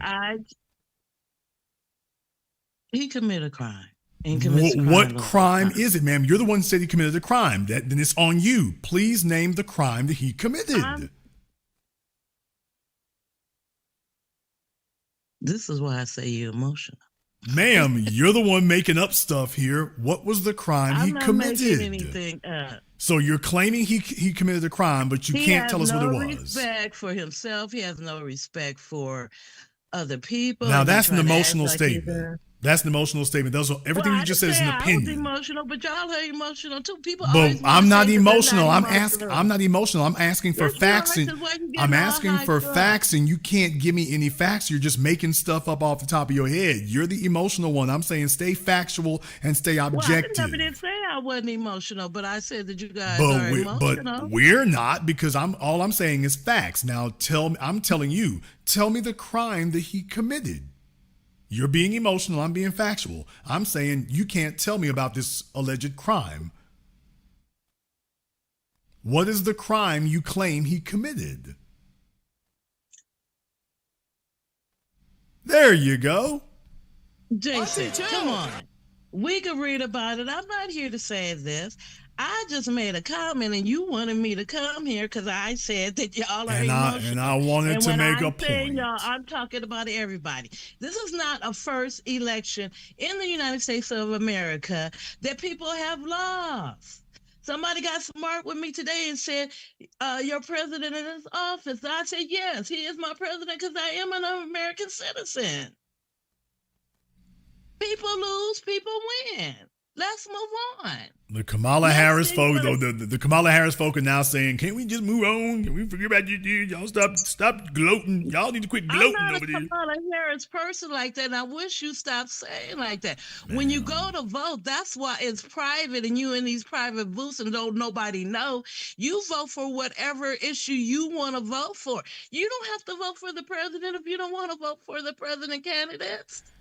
The issue here is you've been very emotional about this. You were very invested. I know you're kind of disappointed and heartbroken. Babe, no, I'm not disappointed in that. She's kind of disappointed and heartbroken. She was hoping it would go a different direction. Election, because we're so far removed in that. Like, they don't even pay attention to our votes for a person to become a president. They paid for this electoral college, which only count a percentage of our votes. Come on, y'all. Okay, we don't get our electrical voices heard like we think that we do. The electrical college. Yeah. If I say it wrong, this is not a grammar class either. That's what we're wrong at. We want to correct people how they speak. And we don't even want to do anything for our own self that could be self-betterment for us. We constantly want to depend on a president, depend on all kinds of things. Where are your people from? What people? Your grandparents. Or my grandparents? My grandparents are from Texas and Alabama. I'm in California. Yeah, that sounds a little bit better. That headpiece you're wearing there looks a little familiar. This is a hat I just put on my head. And I crocheted this and made it myself. I'm glad to hear just that. That color scheme looks rather Caribbean. Oh no, I was born here in America, Los Angeles, California. Yeah, where I was born and raised. They disown they folk when you ask that question. So it's like, okay, as soon as you ask that, it's like, I don't know nothing about no Caribbean. I ain't never seen nothing like that. All right, thank you for giving us a call tonight here. And by the way, I think Trump got 300 electrical votes. Trump got 300 electrical votes, so double shock power. Okay, let me get Scott here on Zoom. Scott, go ahead and turn your camera and your microphone on for me here. I'll give you about 5 seconds to go ahead and get that going. Then we got to keep it moving. So, Scott, I can give you 5 seconds to go ahead and do that. And then we're going to have to go ahead and get that moving. So, Scott, let's go ahead and take care of that for me. There you go, Scott. Hey, how you doing? All right, Scott is naked as a jaybird. All right, Scott, what's on your mind? No, I'm in my bed. Hey, listen, I just want to say that the Democrats, this was kind of like a Sheila Jackson Lee moment. And and where I'm going is I live down in Houston, and when Sheila Jackson Lee lost her mayor race, it was a reflection because all she spoke about was helping Latinos. And she lost her base with her Black community. And when I saw at the beginning of the election that, 15% of Black males in Atlanta, Georgia were voting for Donald Trump, I knew it was a wrap early on because the Democrats, all they talk about it seems like all they care about is the Alphabet Club, the LGBTQ, and helping out the immigrants, not taking care of the very people that can actually put them in office, and the very people that they really should be concerned about is their constituents. So I voted for Trump because I own a business. I'm a policy-driven person. When he was in office, my business did well. I made money. I was never, ever able to get an SBA loan when Barack Obama was president. Never. But when Trump ran for office, I got 3 SBA loans when he was president. And all my associates never were able to get an SBA loan until Trump came in office. My business was doing well. Joe Biden comes in, my electric bill increases by 25%. I can't get an SBA loan. I mean, everything changes. So, I forget about the emotions. I'm considering business because that's what's going to take care of my family. So those Black people that voted for Donald Trump, they weren't thinking about emotion. They weren't thinking about, making a homosexual feel good about himself or they're not thinking about that. What they're thinking about is what's going to be best for my family. How much money am I going to save? How much money am I giving away to this government? That's what they're thinking about. And I'm glad Donald Trump won. I'm glad he won. And I thought that Kamala Harris was completely unfit to be running for office. Well, among other things, I knew this isn't going to work when they were hiding her. When Joe Biden dropped out, Kamala Harris should have been the most visible person on television, radio, and everything else so that she could make the case for herself. The fact that as soon as she got put in that position, she hid for 2 months. What that tells us is that you're depending on the media to win your election for you. That's right. And it's like, okay, it doesn't work that way. They're not going to be able to win this for you.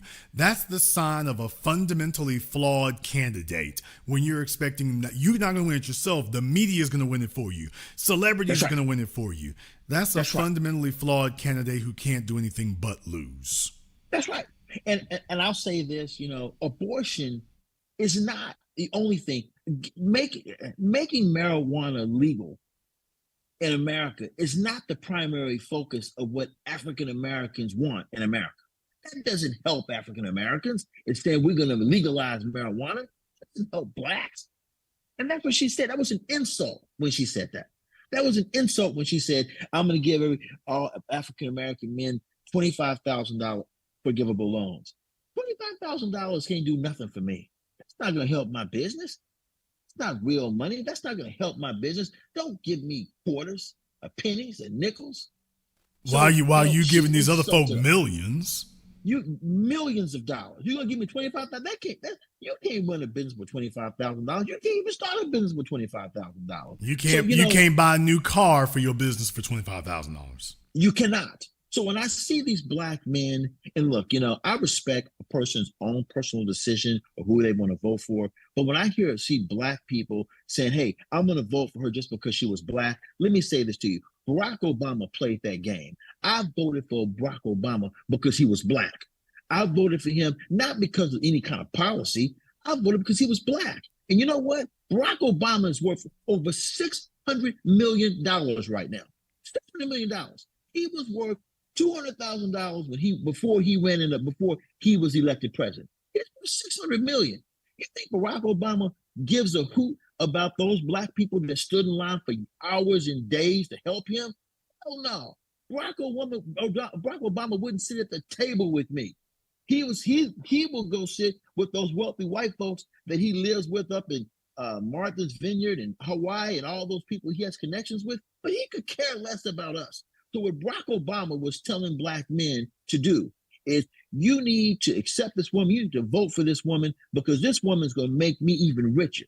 Black folks, be stupid again and vote for another black president and help them get rich while you have nothing. Well, let me tell you something. I'd rather go with a white man that I know what he's all about. At least I know I have a dog in the fight to get something. And you know what? My life's going to be better because under Trump, my life was better. My life was better. Barack Obama is a joke. What Barack Obama gave the black community was gay marriage and illegal immigration. So that's the only thing he cared about when he was in office. It's helping the DACA children and making sure that the black family can be further destroyed by gay marriage. And you have black folks that fall for people like Kamala Harris. It trips me out because Kamala Harris is a black woman. That gay marriage is destroying our community. And Kamala Harris is all for gay marriage. She's all for it. So how does that help black women? Black women have not figured out yet that gay marriage is not good. But a lot of these... Well, there was one more thing that Barack Obama gave us. Ironically enough, he gave us the richest man in the world, Elon Musk. What? Remember? He was the one who started the EV tax credits, which helped Tesla become the megalith it is today. And Elon Musk gets tapped into government money, which that's basically what's been floating Tesla now for the better part of 2 decades, is the fact that they were the only EV company. You have an EV tax credit. Well, that's basically a Tesla tax credit because they were the only electric car company. So it was a Tesla tax credit. And that started in 2008. Thank you very much for giving us a call. You all can go Google that if you want to. You all can go Google that if you want to, in case you think I'm lying. You can go, or you think I'm wrong or in error. You can go Google that if you want to, although most of you probably remember it. Elon Musk's wealth took off when? Well, when Tesla became viable. How did Tesla become viable? Because both California and the federal government went to work making sure that it had all the help it needed. They didn't give Elon thousands. They gave him millions and hundreds of millions. Let me go ahead and see if I can get Keith up here on Zoom. Okay, I got Keith on Zoom. Hey, how you doing? All right, Keith, what's on your mind? It looks like you're out there rolling around somewhere. They headed to this overnight shift. All right, brother, what's on your mind? Got to get it. Quick question. How do we still, are we trying to heal the division between us? Or do we have to push it to like, we look like the Latinos and get 40% of us not voting Democrat? Because we still voted, I saw like 80% was still for black men voting for the Democrats. So do we need to push it until we get 40%? Or do we go ahead and I give you the same answer that I give people when they ask about Jason, how long are we going to push for this? There is no timeline and there is no volume limit. Gotcha. The answer is this is the new normal. I don't care about looking at numbers. I don't care if we get 100%. When we wake up tomorrow, we're going to keep pushing for the same thing. But Jason, if you have 100%, what is there to push for? Now you got to maintain, now you got to hold what you got. Even if we got 100%, okay, you can get it. Can you hold it? So no, okay. Sir, there's no time limit, no amount limit. Gotcha. I got the assignment. Thank you for answering my question. Thank you for giving us a call. Oh, this is what you call a unified ideology. I'm not making this up as I go along. I am not sitting up here freestyling it. I know exactly what we got to do right here and exactly how to do that. And the answer I just gave you, you can automatically tell that you can test that and 100% is valid. It's 100% solid. There is no time limit. We keep pushing until we get it. Well, Jason, how much of a percent? As many as we can get. And if we get all of them, what do we do the next day? Get up and rinse and repeat? We already got it. Yeah, now you got to hold it. You got to hold. It doesn't matter whether you have 1% or 100%. The protocol is the same. Even if you get 1%, you still got to hold it. Otherwise, you're going to go back to 0%. So it doesn't matter what you get or how you get it. You got to get as much as you can, and then you got to hold it. Now, that doesn't sound valid to you. If it sounds to you like it's a shaky ideology or shaky strategy, tell me where the holes are. All right, I got Urban up here on Zoom. Go ahead and unmute yourself. Needs to go ahead and take care of that for us here. You are up. I'll give you a couple of moments here to get that straightened out.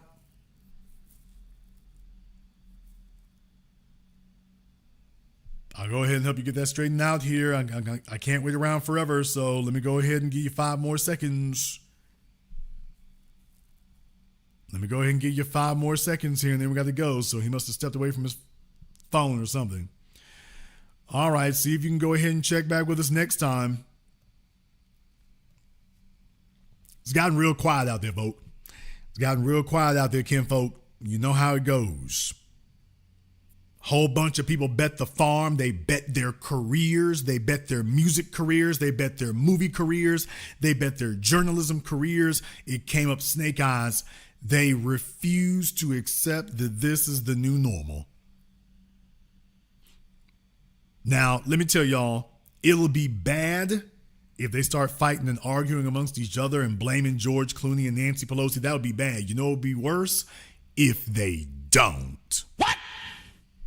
If they sit up here and act like nothing happened and there's nobody to blame and they all just fall back in line again, all they're going to do is set themselves up for another loss. Gavin Newsom is a bum steer. He ain't going to make it out the gate. We're already waiting on him. Josh Shapiro, you'll just make it a little further than Gavin Newsom did.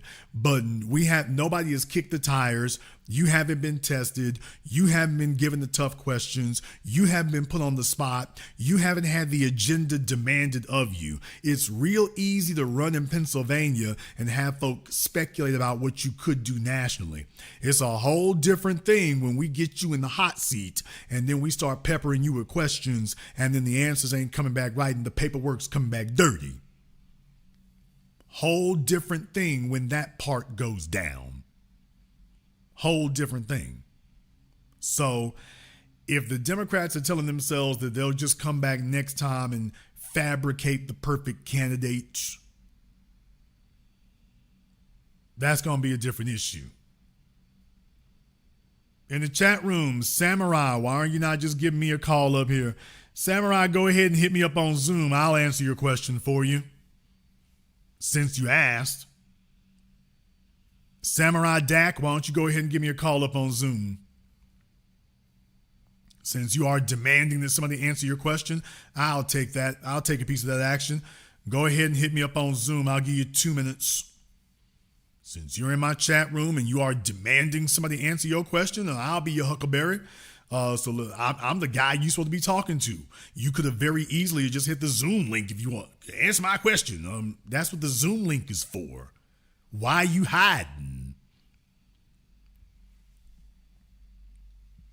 Big old Zoom link. This is a call-in program, and he acting like somebody's ignoring him. Answer my question. You haven't hit the Zoom link. Hit the Zoom link, and we can go ahead and get that going for you. Service with a smile. Niggas act dumb around here. It's like there's a whole link. All you gotta do is hit that one right there, and you right where you need to be. Answer my question right here. Why are you not talking to me? See, y'all is afraid is what it is. Dude, this is the place that we don't do nothing but smoke.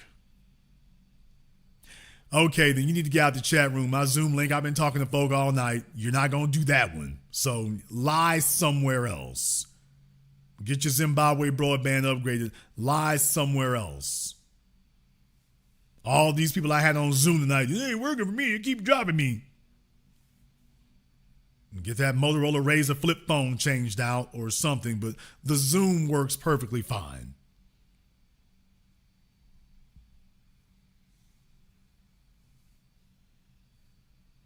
Yeah, they play them. Ooh, I got cell phone issues. I want to call in, but my phone won't let me. Well, then don't comment in the chat anymore until your phone calls in. How about that one?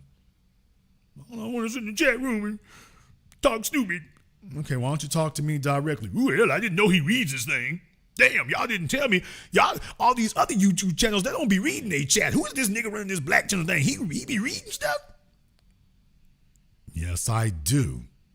Damn, don't nobody else read it. They be sitting around depending on that. And he ain't reading that right there. He talking to them folks, but he distracted.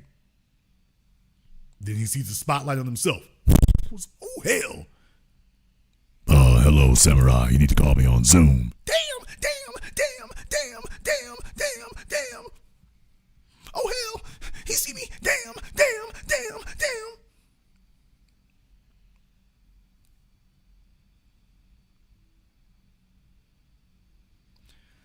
Let me go ahead and see if I can get Ronald up here on Zoom.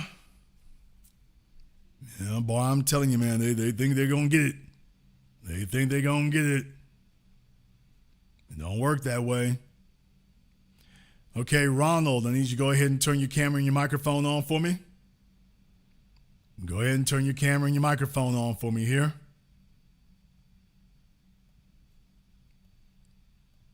I'll give you 5 seconds there, and then we're going to have to move on, folks. If you give me a call up and everything, don't worry. We ain't going to put you on the big screen there, but I just need the camera and the microphone on just so we can make sure we don't have any trolling issues.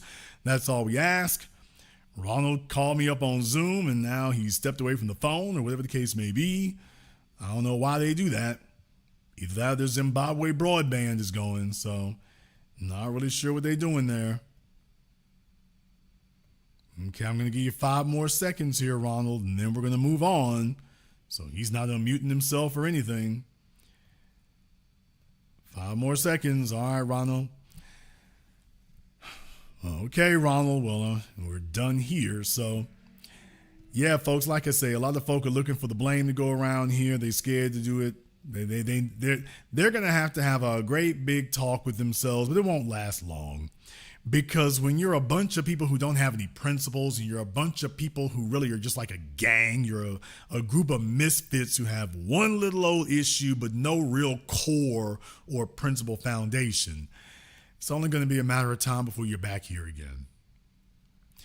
You cannot base a political party or a campaign on something as personal and tertiary as abortion. You're scraping the bottom of the barrel. If your political campaign has been reduced to relying on nagging people about abortion, you're already done. It's already over. The only person who doesn't get it is you. It's already over.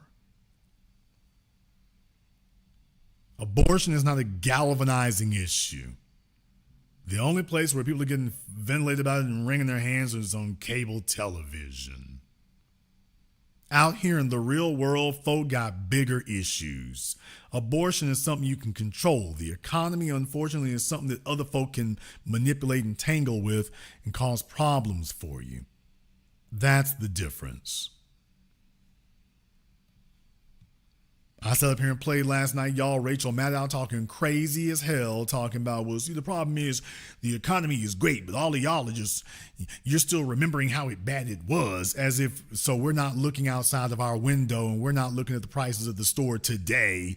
The woman making $10 million a year is going to tell you and me that we're out of touch, that the economy is fine. We just don't get it. It isn't that things are messed up and overpriced out here. It's that the economy is fine and we don't get it. While she's sitting up here dragging home this great big ass duffel bag full of money every month. She's dragging home a $10 million bag of money every damn year, telling you and me that the economy is fine. No, Rachel Maddow's economy is fine. Rachel Maddow has never made as much money as she's making right now. Hell yeah, she thinks the economy is great. Rachel Maddow's economy is great. Yo economy is upside damn down.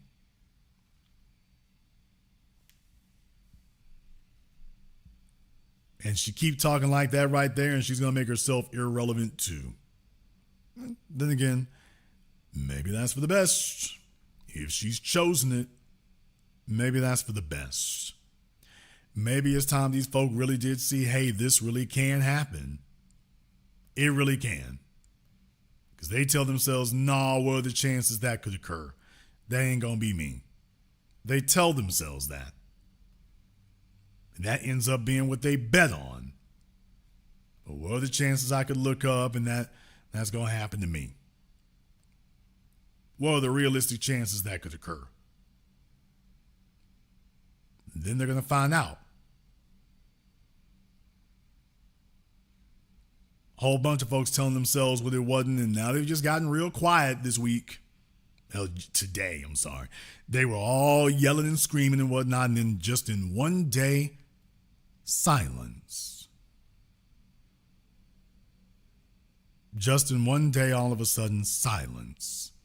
Now you don't hear anything else. Now, isn't that amazing? First, they're going to turn on each other, but then because they don't have any real scruples, they're going to start blaming us. And I am so ready for them to start bringing up black men. They've already started and whatnot, and I'm like, yeah, go ahead and get them fires hot. Get them cold on up.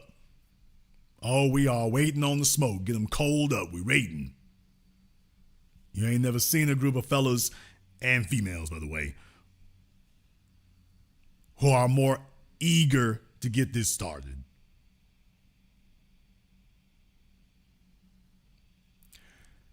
We're going to go ahead and wrap things up here tonight. Like I said, this is a special program here tonight, but I felt it was necessary to go ahead and do that. I wasn't going to do it at first, but I said, you know what? Yeah, let me give the Democrat callers a chance to go ahead and weigh in. Oh, Dominique, I guess that nigga is, I don't know where Dominique is at right now. He must be sitting up there hiding out in the shed in the back of the house somewhere.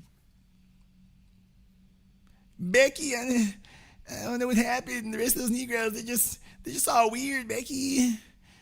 I don't know what happened here. They're just all weird. I tried to tell them. They don't listen to me. I tried to tell them that they're just all old and they're stuck in their ways, you know. They're just out of touch with it. Call me, Becky. Call me. That's the other sign that you know you've lost. You don't even have the ability to, you don't even have the nerve to speak up for your own so-called positions that you were defending so heavily just 24 hours ago. Yeah, you're so hollow and so weak that you can't even defend it 24 hours later. Now, if you had integrity, you would just abandon those positions and admit it is wrong and move on to something else. But that's not what will be happening. But don't worry. We'll be here when you come back. When you come slithering back around the corner, we'll be here too. Brothers and sisters, things have just started here. We told them what was going to happen. We promised them what would occur. I remember 4 years ago when a bunch of people were trying to tell me what I didn't know and what I was wrong about. Can anybody find any of those people today? Damn! Can you find any of the people from 4 years ago who were trying to tell me how wrong I was and how much I didn't know and that things were different and things were changed and how nothing was going to be the same again and I was just wrong and I just didn't want to admit that things weren't like that anymore? Where are those people tonight?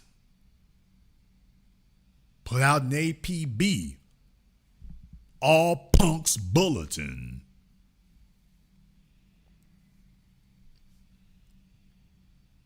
We're going to go ahead and wrap things up here. If you are new here to the Black Channel, welcome to the Haven of Intelligent Black Thought. We do this every weekend, holidays, and some days in between. We've been doing that thing. Click that red subscribe button. Click that yellow notification bell. Join us each and every time that we're here. If you haven't been to our website, blackchannelfilms.com, you can go and check out our groundbreaking, best-selling documentary work. All of our films there. You definitely want to look at that as well. More coming up for 8 a.m., so keep your eyes and ears open. I got some stuff there. Like I say, we had an election to take care of here. Had to go ahead and do that, but definitely we've been active. You can see we've been active. We've been making things happen. Y'all, we didn't just discuss the news. We made the news. We didn't just talk about events. We moved events. We pushed events. We made events. And we're just getting started. Oh, we're going to give them a whole lot more to hate on. Who do you want to blame for Kamala's loss? Oh, the buck stops here. And we're going to have a whole lot more bucks before it gets done. I want to thank everyone who's contributed to support tonight's program on PayPal, Super Chat, Venmo, Chief Rock. Thank you very much for your support. GMAC, Pariah, Yusuke, Dead Star, Fuzzy Balls, and everybody else there, thank you very much for your support tonight. Thank you all for tuning in live or recorded. Thank you for liking, subscribing, and sharing. And this concludes tonight's broadcast of the Black Channel. I am your host, your brother, your humble servant, the Black Authority. And until next time, my brothers and my sisters from around the world, remember, Black is the future, and the future is uncompromising.